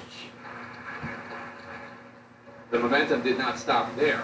When moderate Republican and longtime jurist Anthony Kennedy retired in 2018, Trump nominated young conservative U.S. Appellate Court Judge Brett Kavanaugh to try to swing the court even further to the right. But he was not expecting this. Federal investigators will now be looking into a matter connected with federal judge Brett Kavanaugh's U.S. Supreme Court nomination. Started off rather predictably. But then, a woman by the name of Christine Blasey Ford came forward. I told Leader McConnell and others that I wouldn't vote to advance his nomination unless we heard from Dr. Ford. I believed he was going to rape me. I tried to yell for help. Former Arizona Senator Jeff Flake. Brett Kavanaugh, he acted as if I think I would have acted had I felt that I've been unjustly accused. I'm here today to tell the truth. I've never sexually assaulted anyone. Down the street at the White House, Trump fired off a shot of his own. This is a big con job. And Schumer and his buddies are all in there laughing how they fooled you all. Following a week-long investigation that critics of Kavanaugh thought was too brief. Charade. Sham. Bullies. We'll call the roll. Kavanaugh was confirmed to the U.S. Supreme Court by a 2-vote margin. The nomination of Brett M. Kavanaugh is confirmed. Another victory for Trump. Another justice on the bench. While the Supreme Court confirmations grabbed the headline, something else was happening that largely went unnoticed by the public. District courts and circuit courts, it's one of those quiet things that folks across America don't perhaps grasp the gravity of. These courts all interpret the laws of our country every day in so many different ways. They identified 40-something, conservative judges, and they jammed them through the Senate with incredible speed. Speed and strategy. Because McConnell blocked so many Obama nominees, Trump inherited 103 vacancies.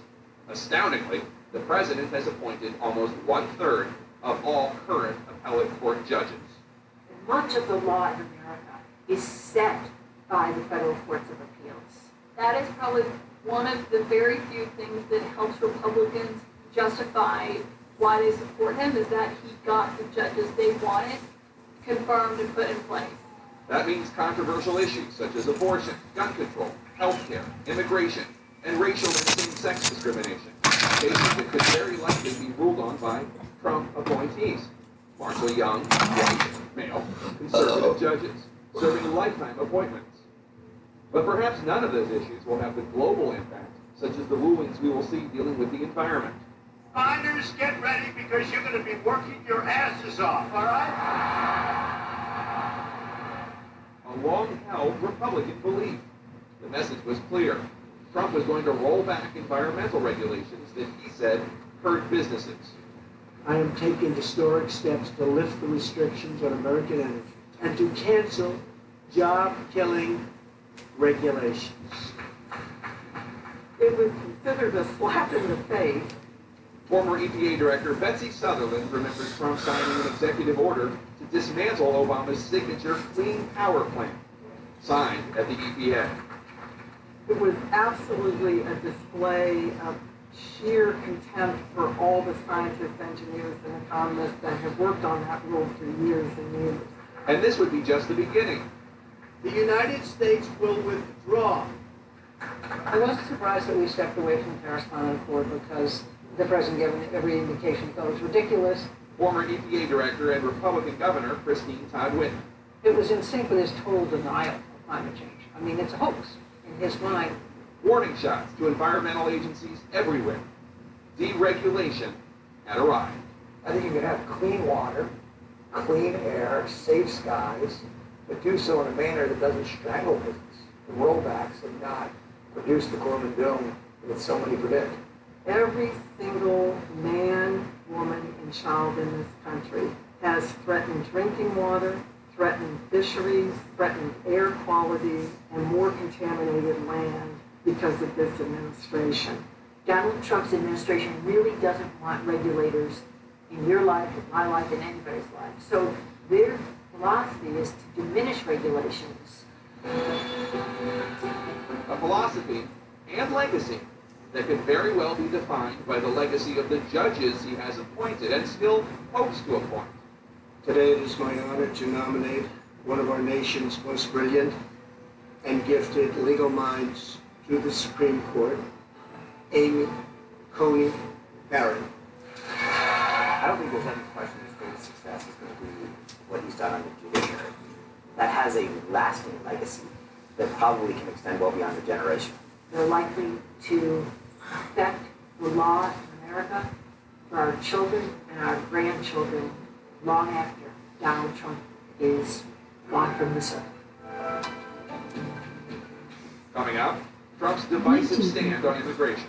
When Mexico sends its people, they're not sending their best. They're bringing drugs, they're bringing crime, they're rapists.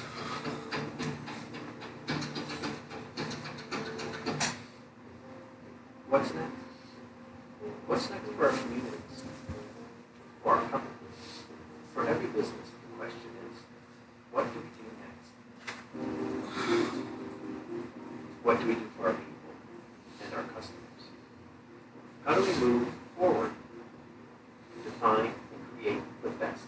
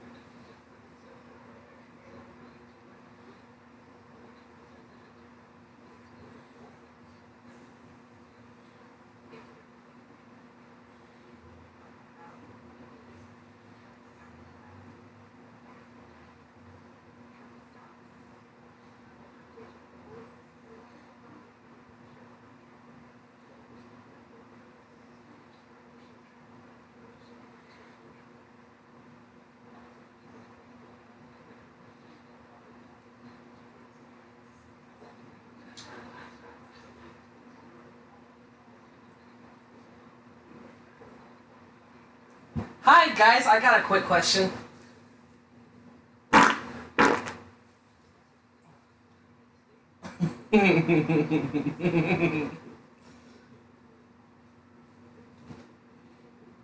Super beta. No, right?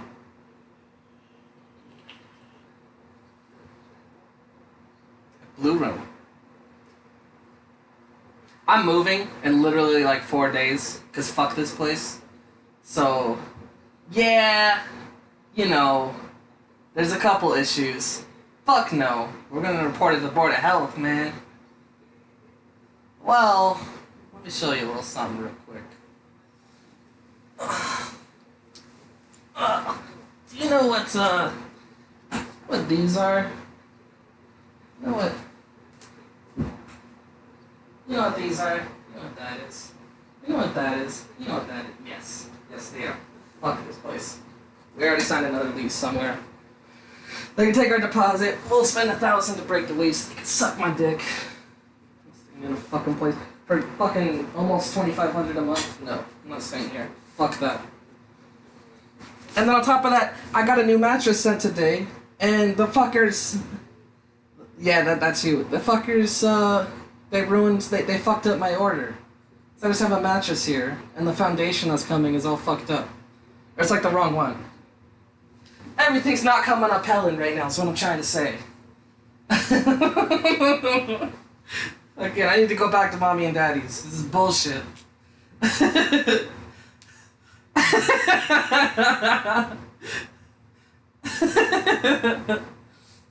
They sprayed it 5 times, too. They sprayed it 5 times before we came in, but the night we were moving in, like, we just came with the keys and broom and everything, and we're like, hey, those are roaches that are all dead. Like, what the fuck? And then they're like, oh, no, we sprayed, they're gonna come out dead. And then we've only been here for like 8 days now. No, 7 days now. Tomorrow's 8. And we're still seeing them come up dead. Like, I could go take you to some right now in the living room. They're just dead. We're like, fuck it. We're getting out of here. I'm not even pick them up. Fuck these people. Yeah, leave it for them. They can deal with this shit.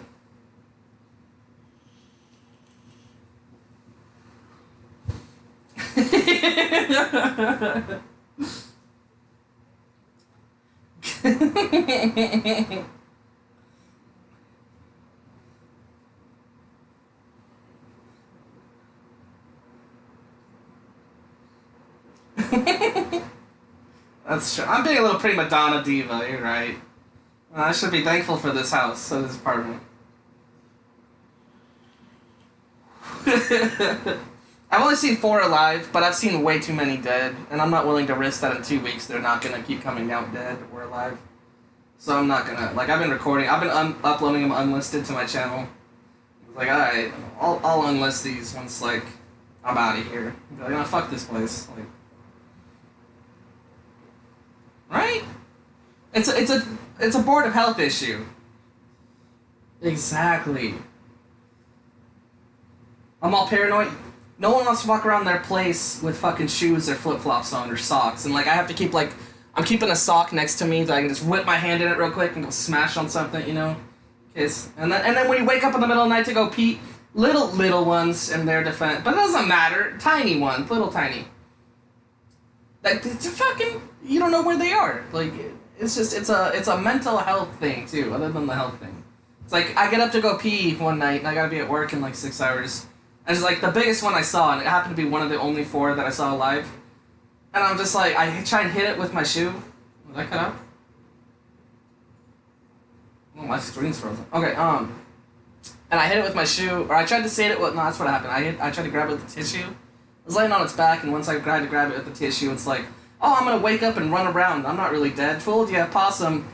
I'm like, oh, god damn it. And I had to, like, find it and smash it with the fucking shoe. Yeah.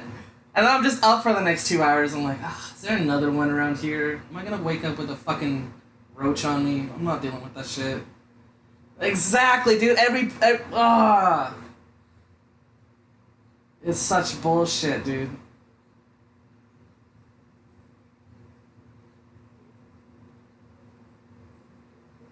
Right? It's basically $3,600 to get out of here and in here for a month.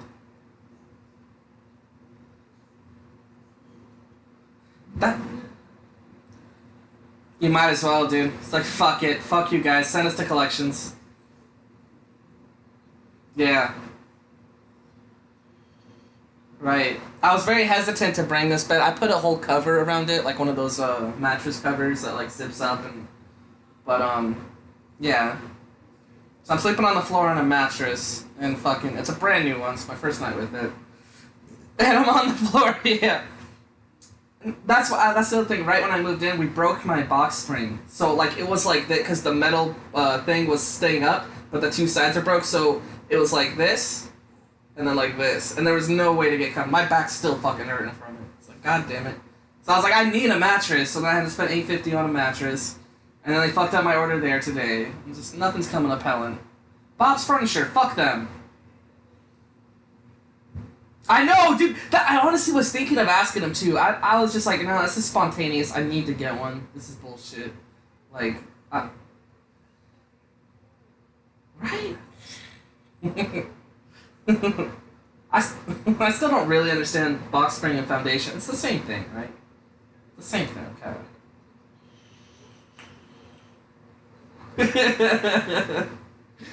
I'll trade you, fool. I'll trade you right now.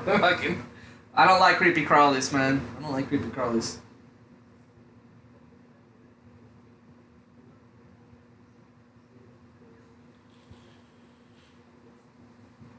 Yeah. Beetles are nasty too, dude. Anything that can scurry away faster than you can kill once you see it, I'm not down with that, dude. I don't like things that can scurry under boxes. Like that too. We don't have those here yet. We're getting out of here before they show up. The only other place that I lived at was the most notorious, like, I won't say the name of it, but it was literally like the ghettoest Section 8 place in all of my city. And those had that was way worse. That's the only other place I lived with roaches. But they were flying ones, and you'd see like 7 or 8 a day, dude, and all of them were alive. There wasn't any dead roaches. It was fucking they fly at your face too, dude. And like, I slept on a, what do you call it, a blow-up mattress. And not only that, when you can kind of hear, because it's like a, how would you explain it? It's like a bouncy house, kind of, almost. And so you could hear the big ones go, like, at night. And you're like, what the fuck is that? And then you look down at you, and you feel somebody on your leg, like, god fucking damn it. And then you try and kill it, and it flies away, and you're like, fuck this, dude. I'm not staying here either. It's bullshit.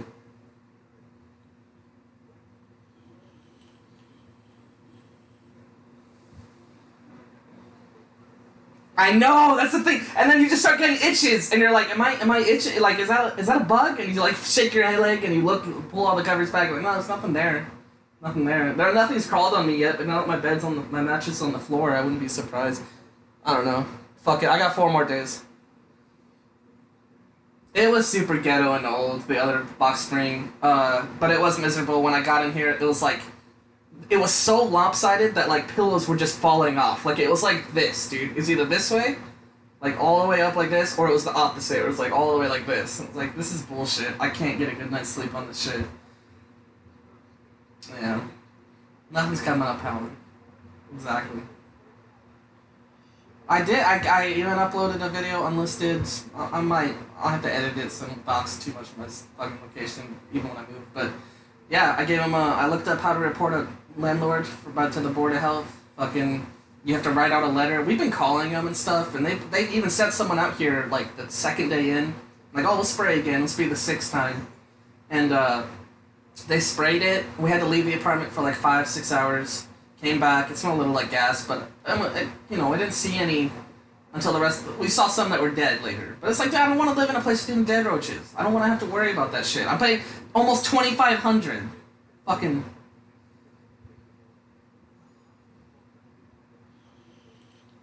Yeah, that's what I'm saying. We've been down there a bunch, and I'm like, you gotta tent this place. You can't just fucking spray our room.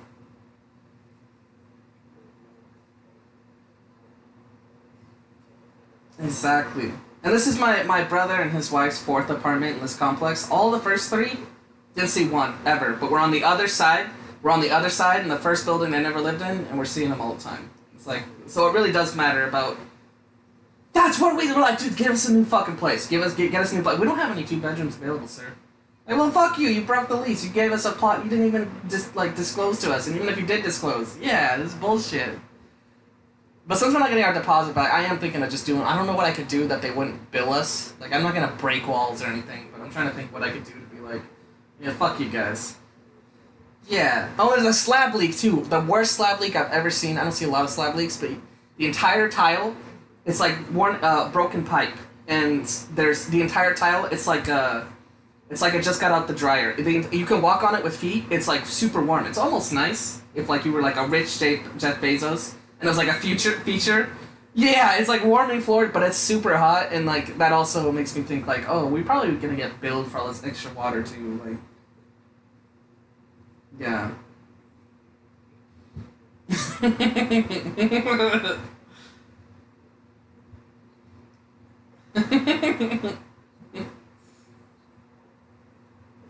I did. You know, that's what's hilarious. Is that's what.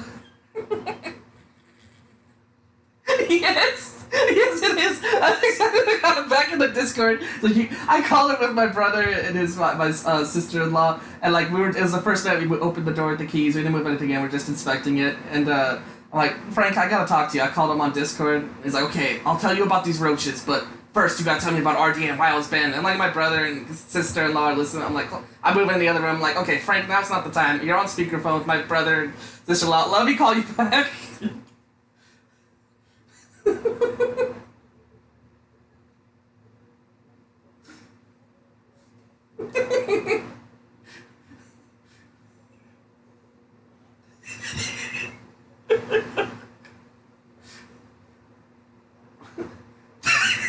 That's exactly what happened, dude. That's exactly what happened. I'm like, this is not the time, Frank. This is not the time. I'll talk to you right after. Just help me out with this right now. And he, like, it's like a 2-minute negotiation. He's like, all right, I'll help you. I'm like, okay, here's the situation. Like, yeah, that's what he said, dude. That's exactly it. Fucking, not even verbatim, exactly.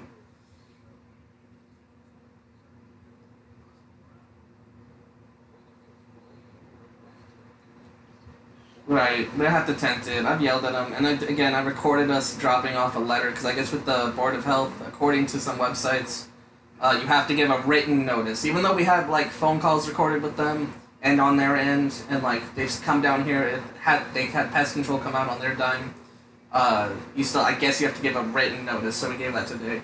I recorded it. He wasn't too happy about it, I don't think. We just sat in his office, waiting for him to come back. He was on lunch or something.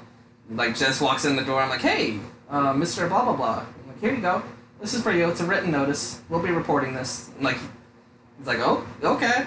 You have a nice day. Like, same guy we've been dealing with. He's been a dick. That's exactly. Well, no, he's new too. Their whole new management is new. They have like 3 new landlords or whatever, or land agent lords, whatever you call them, agents.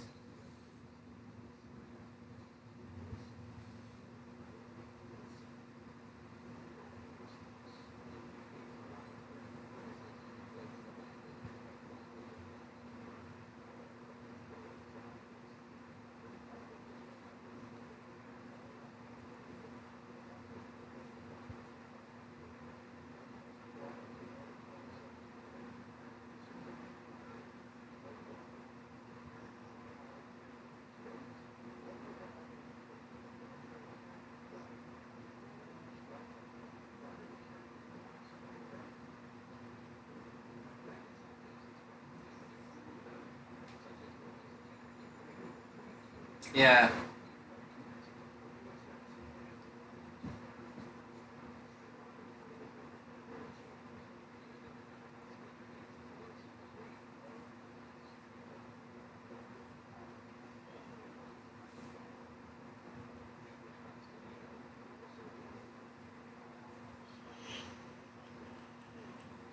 Right.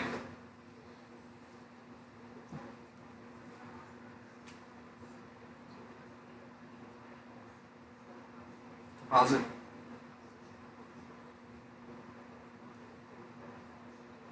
That's what all of them are, though, dude. It's so hard to try and fight for it, but even if you're owed it back and you didn't break the lease, like, they can find... Oh, I found, you hung your TV up on the wall with that one little drill spot. You gotta pay for it or you're not getting your deposit back. Yeah. They'll always find something.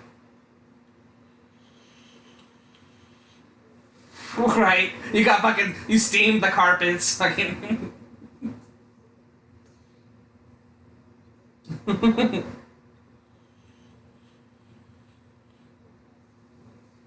Yeah. I'm moving to another one. As soon as they approve us, we already applied, went, saw it, checked it out, all that. It's like the nicest one in my city. It'll be really cool to stream from there. But that's a good idea. Yeah. I was thinking, could I at least leave like the toilet clogged and a bunch of shit in it? Like just start shitting in it the last 2 days, and just like put some foil in there, and then just start shitting, and they can't flush it. They're gonna have to like get. But I feel like I'd be hurting the person who's got to clean it. Like they're just gonna be like, here's give $100 to the maintenance guy, and I'll feel bad for him. Yeah. That's why I'm like, I don't want to do that. There's not much I can do.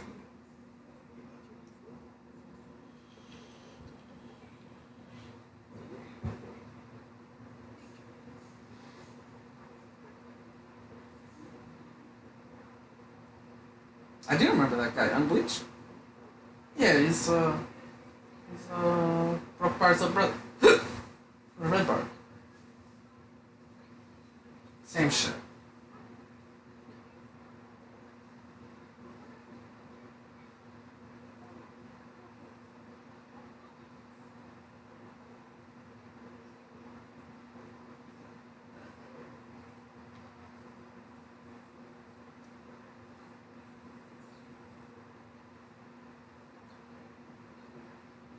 I totally could do that and be like, hey, that's maybe where the coaches came from. You guys didn't check it. I didn't put that there. Apartment was ready. Yeah, why would I leave it there? I was thinking too, I could bombard this place with reviews. Like, just have like close people I know just review. I was thinking of having everyone get cockroaches as their names or puns, and then have cockroach avatars, and then be like, leave 1 star. They're trying to kill my family in here. This place used to be so good as a hangout for my family. Like, yeah. Strange men come around and they.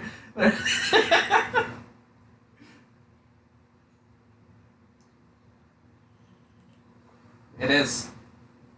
It absolutely is. They did that racist thing I think I talked about too. I think I talked about that. You can report if a business is racist now as a part of like the. So like people on Twitter are just bombarding these places that like have, you know, like police and like a blue line sticker. They'll get bombarded by like Antifa and stuff. My mom's old works. The doctor. Go ahead, Kenny. Yeah, well, we didn't see any, Kenny, when they first checked it out. And then when we come back, they're like... You don't know right away. My mom's old work, her boss would pay $1,000 to get a Yelp review removed. Seriously, yeah. I'm not sure how he did it. I think he contacted the people and like, look, you weren't happy with the business, and we'll give you $1,000 to take it down. He wanted good reviews. Answer, Kenny. It's Scott. It's Scott. Answer, Kenny.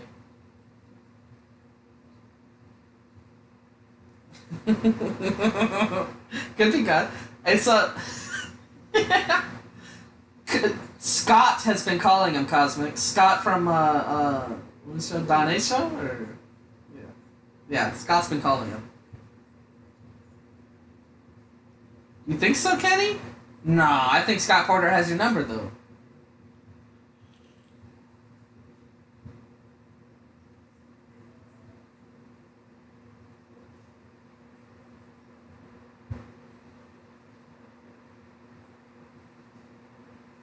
Maybe. I don't know how they could figure out your number, Kenny.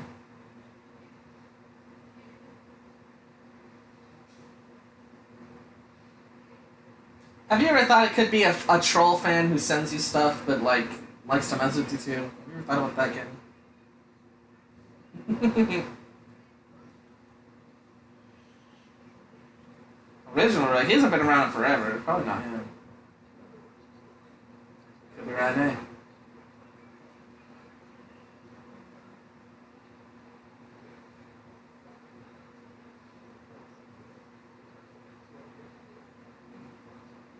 On your TV? That's actually something I didn't know. I didn't know you could do it on your TV. That's something I didn't know. Well, Kenny, you're gonna have to teach me that. Once you teach me that, I'll teach you OBS. Oh yeah, I Fios, bud. You Fios, bro?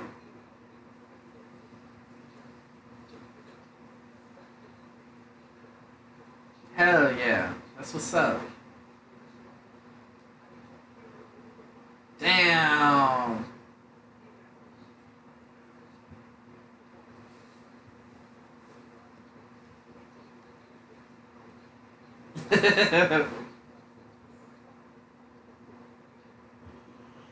You take some kratom or some pain pills? Some weed? One of the three?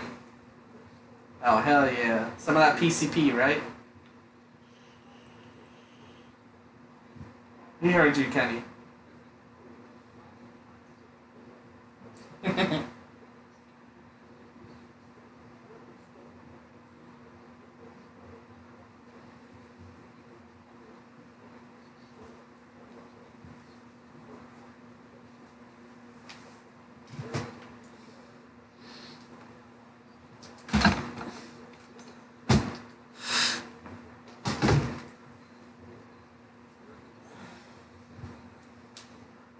Feel bananas.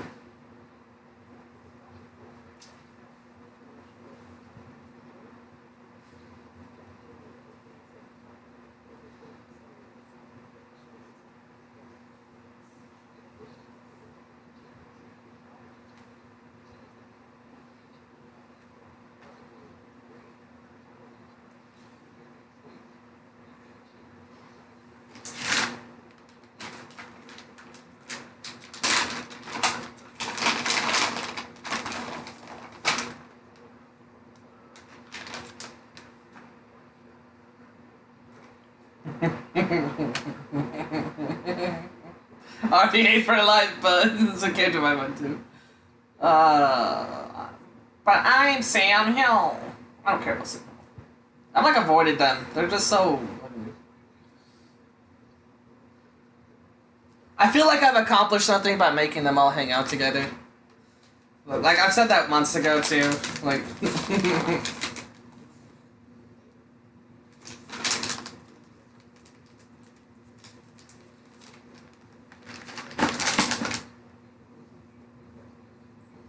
Season 3.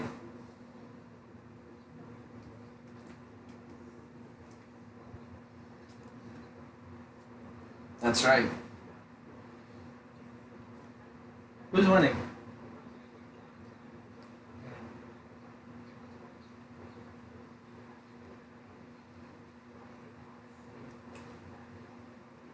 Kenny loves coming from behind.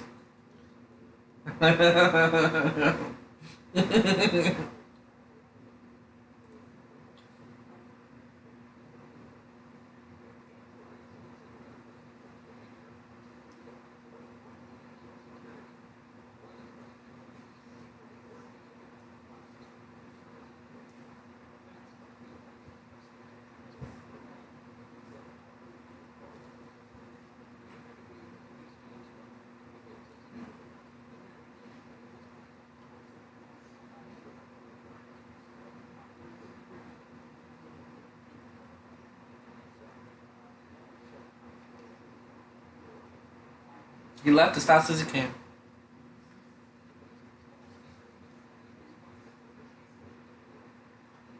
Get some gin too. Oh.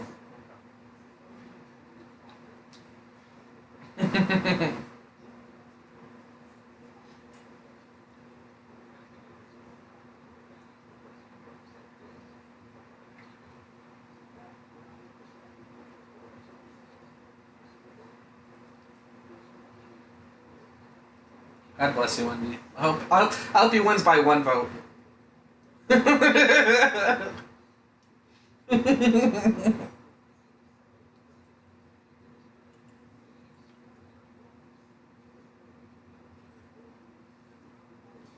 I'm actually gonna vote. It's gonna be my first time voting too.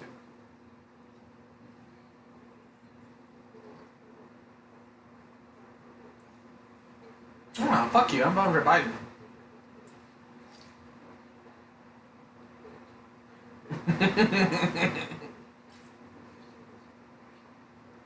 Oh, did you guys watch Borat yesterday? Borat 2?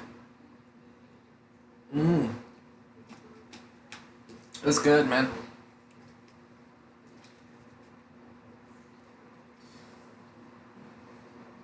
But it's different. It's different. And I wasn't the first one was good, and like for 2005, first one was good. But this is different, but it's still really good. It's funny. You'll like it.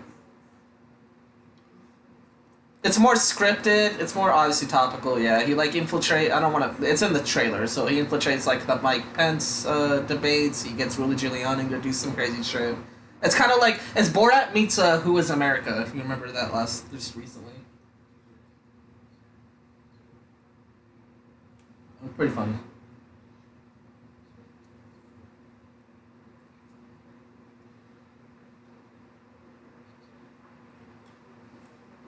And that's right, I am. Ha ha! Matthew Weaver. Matthew Weaver said, and he does that laugh. Ha ha! Dude,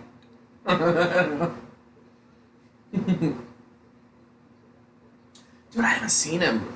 Like, he came in... It's funny, when we were watching the Breonna Taylor protest after they got acquitted. Kenny, you're quiet. You have your hand over the fucking microphone. Oh, sorry. You're doing great, Kenny.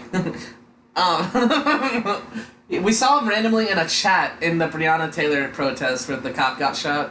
And he was like saying, I screen recorded this. You're going to jail, buddy, for streaming this. I got you. I'm reporting this to the FBI. And, like, we started tagging him immediately in Discord.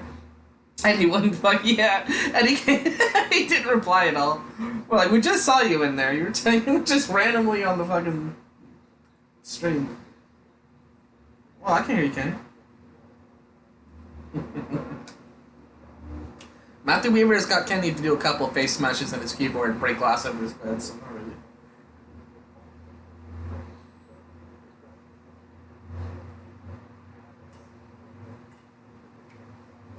I can't count that.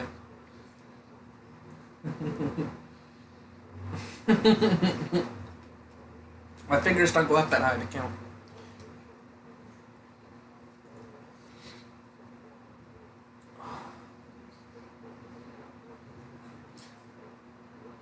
I think Who Is America? I always called it This Is America too, but either way, same thing. Really fucking funny. That was my favorite thing by Sacha Baron Cohen is Who Is America, or maybe it is This Is America. Whatever it is, it's fucking hilarious. Really good. I feel like I should tell him, cuz.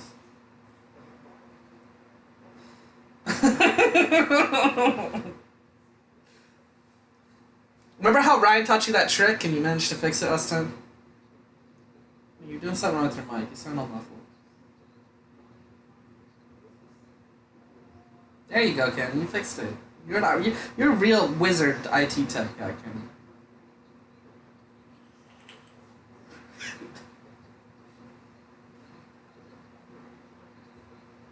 Now he's freezing. That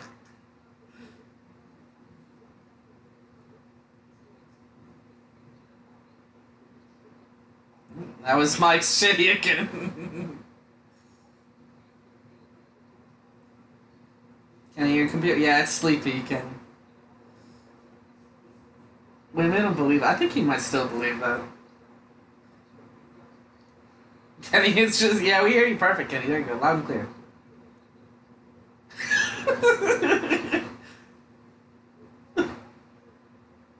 You know you.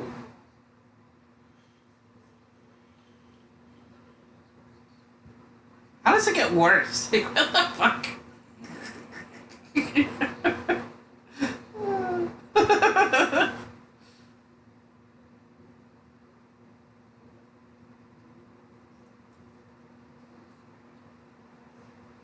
And I can't hear you. So what's the series at, Joker? Is it 2-2 or 3-2? 2-2, okay.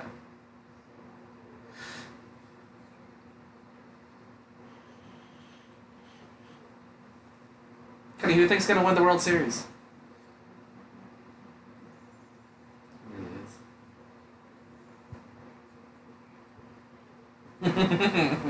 They got to enjoy it in person.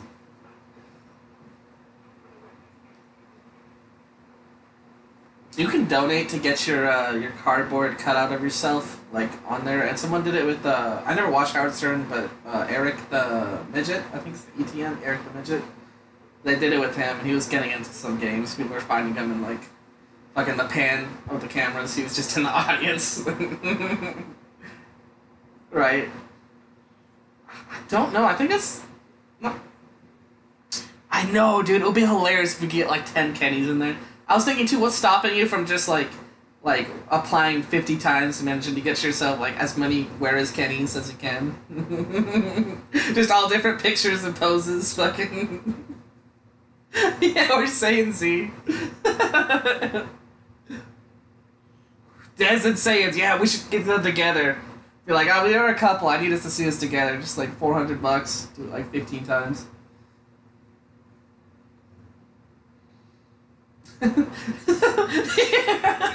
She takes up 3 seats.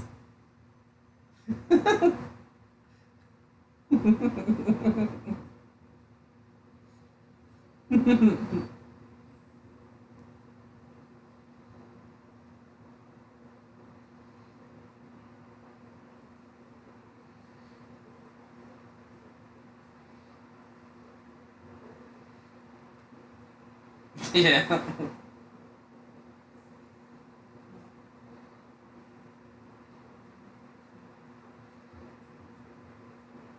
I actually didn't see that last one. I'm thinking of the one where it was his birthday or her birthday or whatever. I heard that one that you, yeah. Why would they go back again? Are they like, fuck this? Like, yes, streaming romantic getaway. It's probably a big enough bed that they can fucking, yeah, he can get some sleep. Yeah. It's a Roach Motel.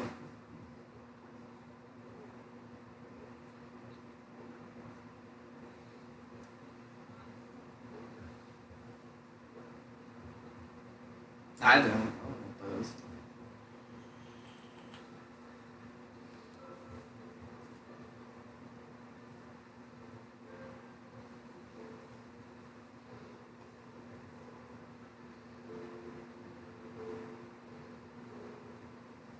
First time I ever saw a cockroach was in, I think it was New Mexico.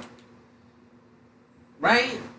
We were driving to Texas, and we needed to rest. We were just tired, the drivers did, and we're like, let's pay you like $50, we can stay in here for a couple hours. And they took the beds, and I fucking slept on the ground, since they were the ones who had to drive, and I woke up woke up like 2 hours later.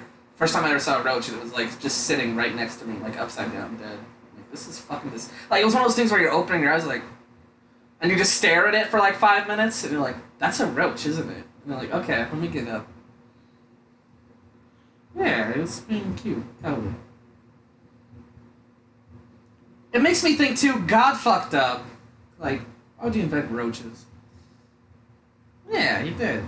I was there for him.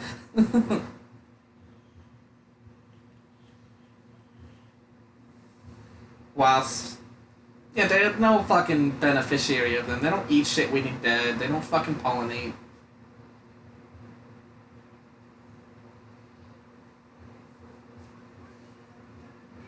Right.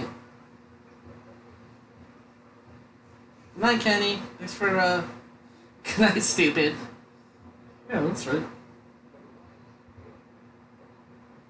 Kenny, you ain't got no job. You ain't got shit to do. It's Friday.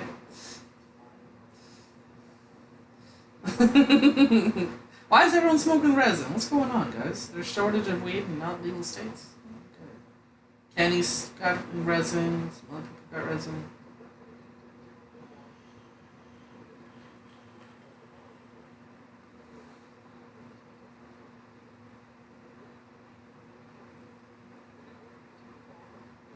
No, there's several times he's said no. Yeah. Yeah.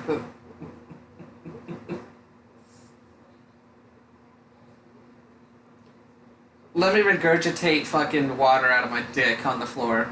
That's good, Kyle. I can see him saying that too. He's getting some views now. He probably feels on top of the fucking world for him. It's like, he reminds me of King Cobra, kinda. It's like...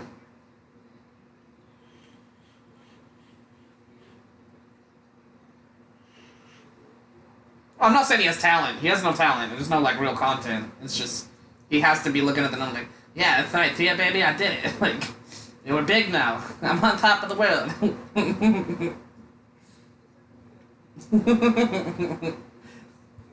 I don't care if I'm on welfare.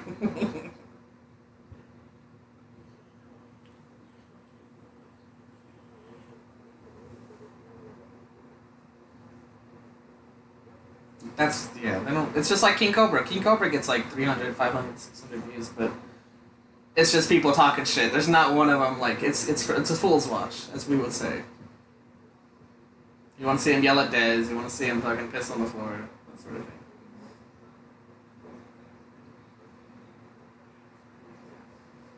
Yeah.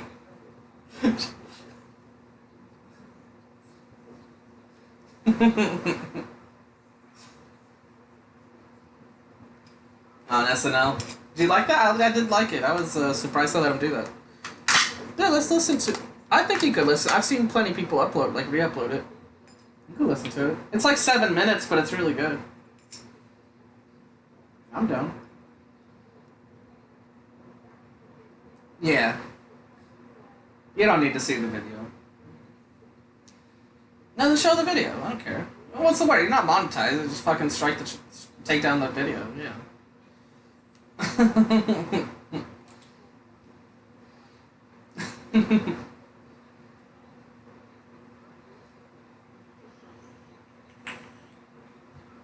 Okay, Khaleesi.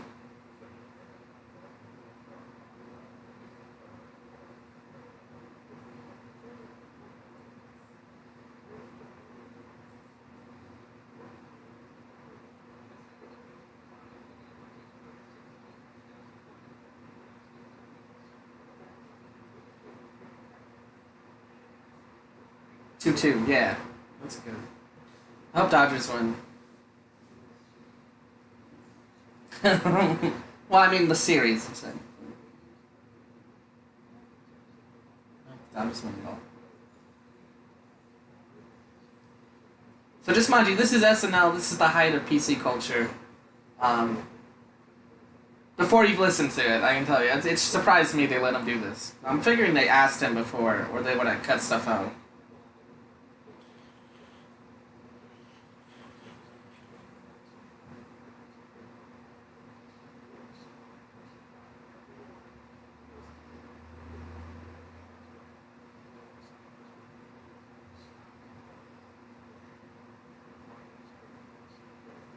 Right.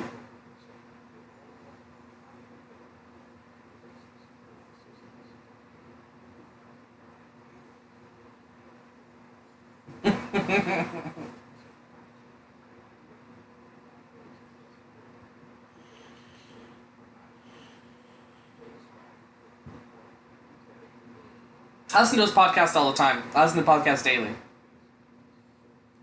I listen to podcasts. Him and Opie and Anthony are that and PK are like the 3 podcasts I listen to like daily.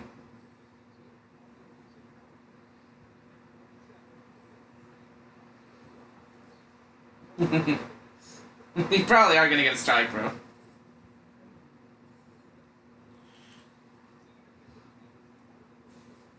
I don't know. I think they had it like fucking tiny cornered and flipped it. Yeah. You just go for it. I don't care. There's not a lot of facial or gesture stuff here. It's really just audio. Yeah, that'll probably work, dude. Just like that, that'll work. Yeah. That might help, though. That right there. I don't know. It doesn't matter. You could just play it the way you had it. Or either way before. If you want it up there that bad, just play it, dude. At worst, they take it down later. We'll find out. It wouldn't even be a strike, I don't think. It would just be like, remove the...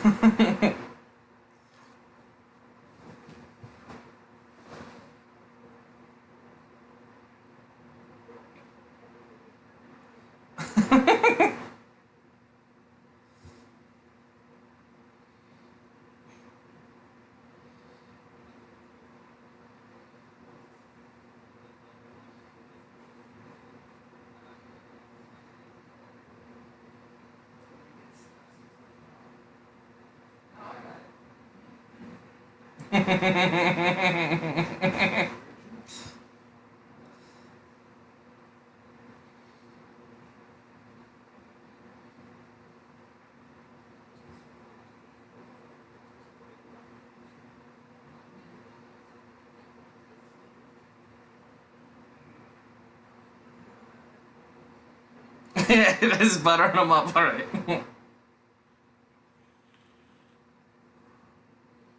Did you see that movie, by the way, with him? I haven't seen it still. King of New York or Staten Island, that's what it was, yeah. Have you seen that? Was it? I heard it was good. There's something about Pete Davidson I just really don't like.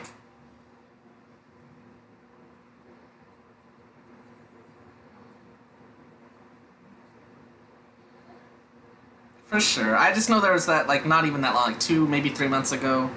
Maybe a little longer, but he canceled a show because someone yelled out. Who was his ex now? Or his, like... Yeah, someone yelled out, that they told him, they told the audience before, they told him, don't yell out Ariana Grande, don't heckle the Ariana Grande, don't say anything. As he walked on stage, someone yelled, Ariana Grande! And he just walked out the entire paid show, and it, like, fucked everyone over. It was like, what a fucking pussy. Like, how sense... You're a fucking comic, dude. Like, You gotta roll with the punches a little bit. It might actually hurt you inside, but fucking give it some fucking humor. I don't know. Do something. Don't be a little bitch. Yeah. Exactly. I've hated him since that day.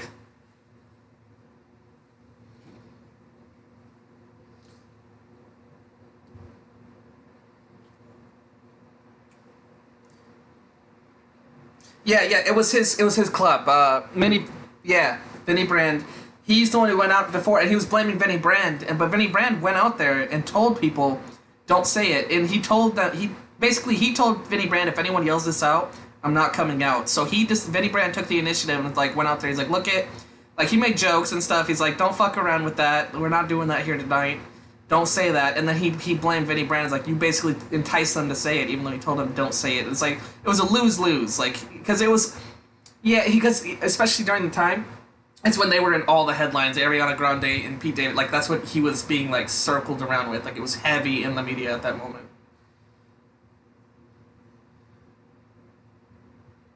Yeah. And that's what I think I heard them, too, is Vinny Brand called in and he explained it. It was on the Jim and Sam show. And that's where I was like, dude, fuck Pete Davidson. He's a piece of shit. Like, what a pussy. But yeah, anyway. A little bit, yeah.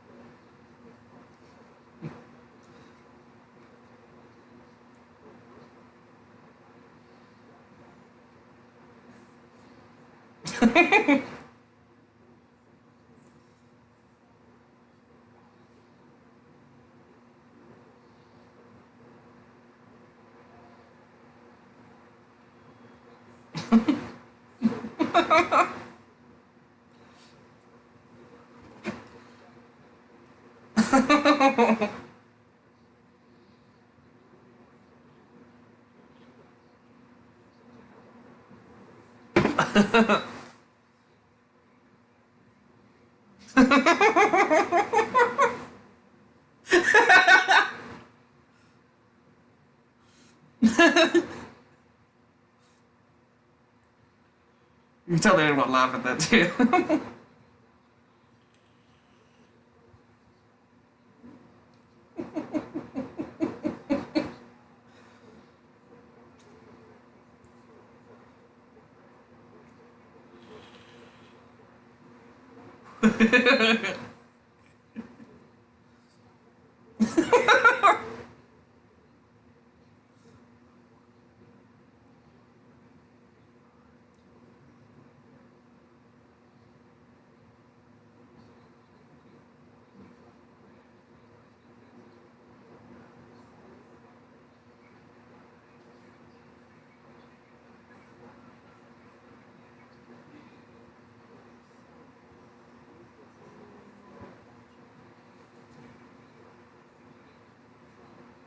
Right at the end.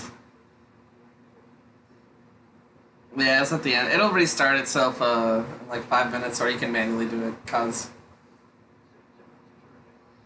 we can wait here like 2 or 3 minutes, and we'll start back up.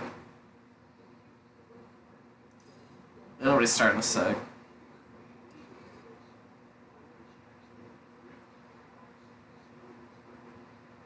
That's what happens. You lesson learned, cause. But it won't be a strike or anything. It'll just be a little bit. Yeah, but that was the end anyway. But it's still pretty good, man, I think. I don't know. I liked it. Considering that he said that he... Yeah, maybe after he started.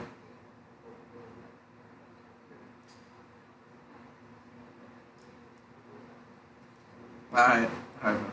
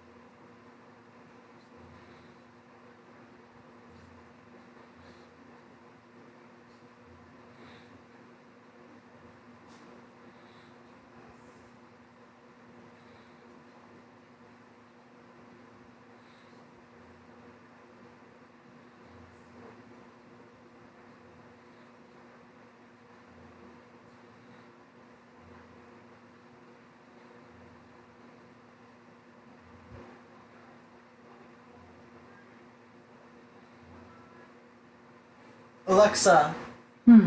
Your device is offline. To connect, swipe down from the top of your screen. Then go to Settings, Network.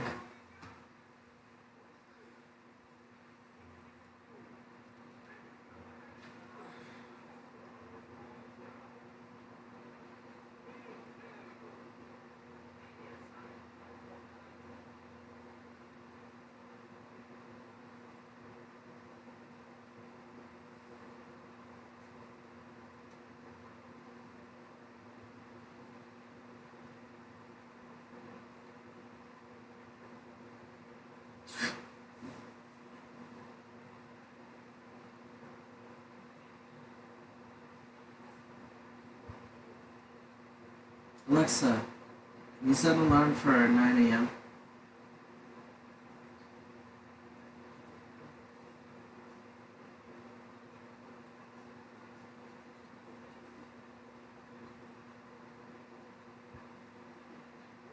Alexa, can you set an alarm for 9 a.m.?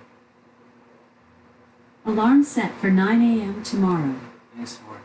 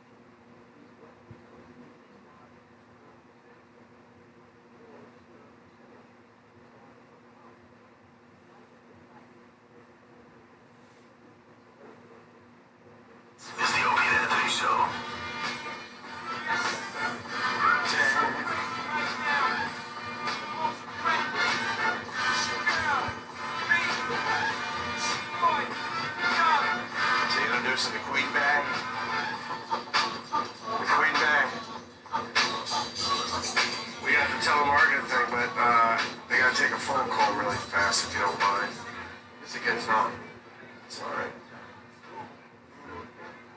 Can't take this phone call. Why not? Oh. Hi, who's this? Oh, wait up. Oh, wow. A question for you guys. Comes right out of the gate. Talk to me about it.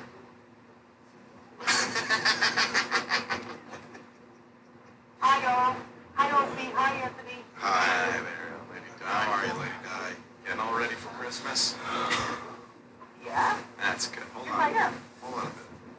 Sure. Can you call back in a second? Can I call back? No, I have to stay on hold. Just call back in a second. You got nothing. All right, can someone pick her up in the other room for a second, please? Hold on. All right? Wait, which one? All right, pick her up.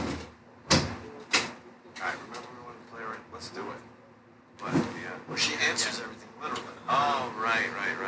We just got to come up with some things where they're completely far-fetched, over the top, and she will answer every single one like there's no fucking thing. Right. All right? Uh-huh. And then let's also keep track of every time she answers a question with a question. With a question. Yes. All right, let's try this for a few minutes. Yeah. I can be Lady Di. Yes, I'm right here. Sorry about that. We had a problem with fucking live read, but we're good now, I think. Well, Lady Di, first thing we gotta ask you, the big question, of course, how many natty ices are you into right now? This is my third one. It's not. What's the matter with you? I didn't have anything. No, but the thing is, when you drink, like, why don't you just put it in a giant vat and drink it like that? I don't have a giant vat. What are you talking about? No, but Of course you don't. I'll bet you drink 400 gallons of beer a day. I don't think so. Not that high. Not that high. It's not. Is that what you wanted to talk to me about? Well, we're concerned about your drinking. It's always fun asking you about your drinking. I'm convinced you drink beer right out of a fucking hose. No, I don't.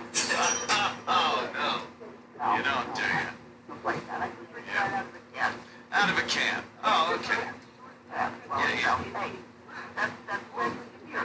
Uh-huh. Yeah, we thought you drank it out of a garbage can. That's... But no.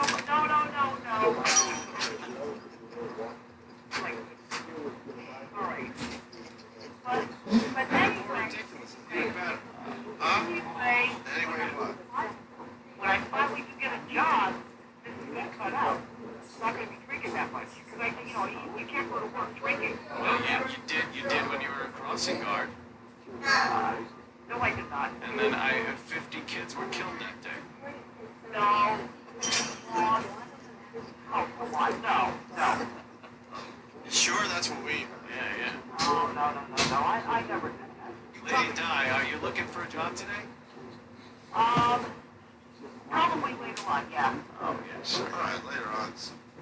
Yeah, that's all right. To tell you the truth. I heard you going to NASA. You want to get a job working on spaceships. Well, what, how did you hear about that I asked you? What, about you and NASA? Working on some... You're going to work on a space program. I'm going to work on a space program. That's what... Yeah. What's that? It's true, isn't it? No! Oh. Would I have to go to Florida anyway to do something like that? Well, I would think so. You literally live on the moon. I live on the moon. You're calling my apartment a moon? No, you live on the moon. You live on the moon. No, I don't. That's not sounding like now, the way it goes. With a bunch of potatoes, I bet. Yeah. No, there's no potatoes. I don't have anything like that. What? What? Huh? You don't have anyone else in the studio today? Well, obviously not. Oh. Yeah, that's why you're talking to me, right? Well, you're always fun to have on the phone there, Lady Di. So Christmas at your house. Colin Quinn was on the phone before, and he said he might show up at your house for Christmas. Did you invite him? Yeah? Mm-hmm. Tweet speak, what is it, tweet speak or text speak? Yeah. Yeah. So who else you having at your house? Frankenstein? No. No. Frankenstein? No. Colin said he wanted to. Sure you're not going to have Frankenstein over? Yeah. No. Unless I have a movie with Frankenstein on it. Oh, okay. Colin said he wanted to check out your mansion. Mansion? You call this a mansion? Yeah, a mansion's My popcorn. Yeah. It's unbelievable. What? No, it'd be nice if you came over. Hey, could share some natty ice with you? What do you make the stuff? You make the stuffing with natty ice? No. Oh. Although you can use beer to make food. To make food. I heard you're also gonna have Ron. I also heard you're gonna have Ron Burgundy over for the holiday. No. Oh, okay. Just clearing that up. You weren't sure. It makes sense having Colin over at the house. You're quite the comedian. Yeah. Oh, thank you very much. Hey, Hold on a minute. Bob Levy wants to see the oh, what's up? No, not exactly. Guy woke up drunk and stupor. Welcome aboard, sir. I mean, Jesus fucking Christ, stop fucking drinking, be a guy, and come to an AA meeting when it's me and Colin, and the three guys can just hang out. Yeah. All right. He still thinks I'm a guy, huh? You are a guy, aren't you? You were a guy and you didn't pay your child support, son. What are you talking about, child support? I never had to pay child support. You had a baby. No kidding. Exactly. And when we child support 24 years ago. anymore. Get your shit together, guy. Oh, my goodness. Go down there and punch you right in the fucking balls, I swear to God. If you can find any, go ahead. Oh. You don't even have balls. What kind of fucking man are you? Raise the man. Oh, man. Oh, boy. I can't even talk to this fucking guy anymore. Right, Bob Nick, thank you. Very angry at this gentleman on the phone. Wait, hold on. I better stop cutting my hair so short. If people are going to think I'm a guy. That's a good one. It's funny. Home run. That is a good one. Hey, Lady Di, you gonna play the Mega Millions? Yes, I am. Yeah? Matter of fact, I am. Yes. Tomorrow. I'm going to play tomorrow. What are you gonna do? What's the first thing you'll do if you do win? I bet you're gonna buy a rocket ship. No, the first thing I'm going to do, a rocket ship. Yeah, I'm going to buy a rocket ship. No. What I'm going to do is I'm going to buy a house. A real nice house. Oh, yeah? Yeah, that's nice. And it won't be in Elizabeth, New Jersey either. Where will it be? Yes. Behind a farm? I bet you would buy a house in Russia. No. I'm going to come to your studio. Oh, wow. That'd be nice. Then you could come on the show a lot. Well, it's a studio, so I guess Donald Trump's gonna be your neighbor then.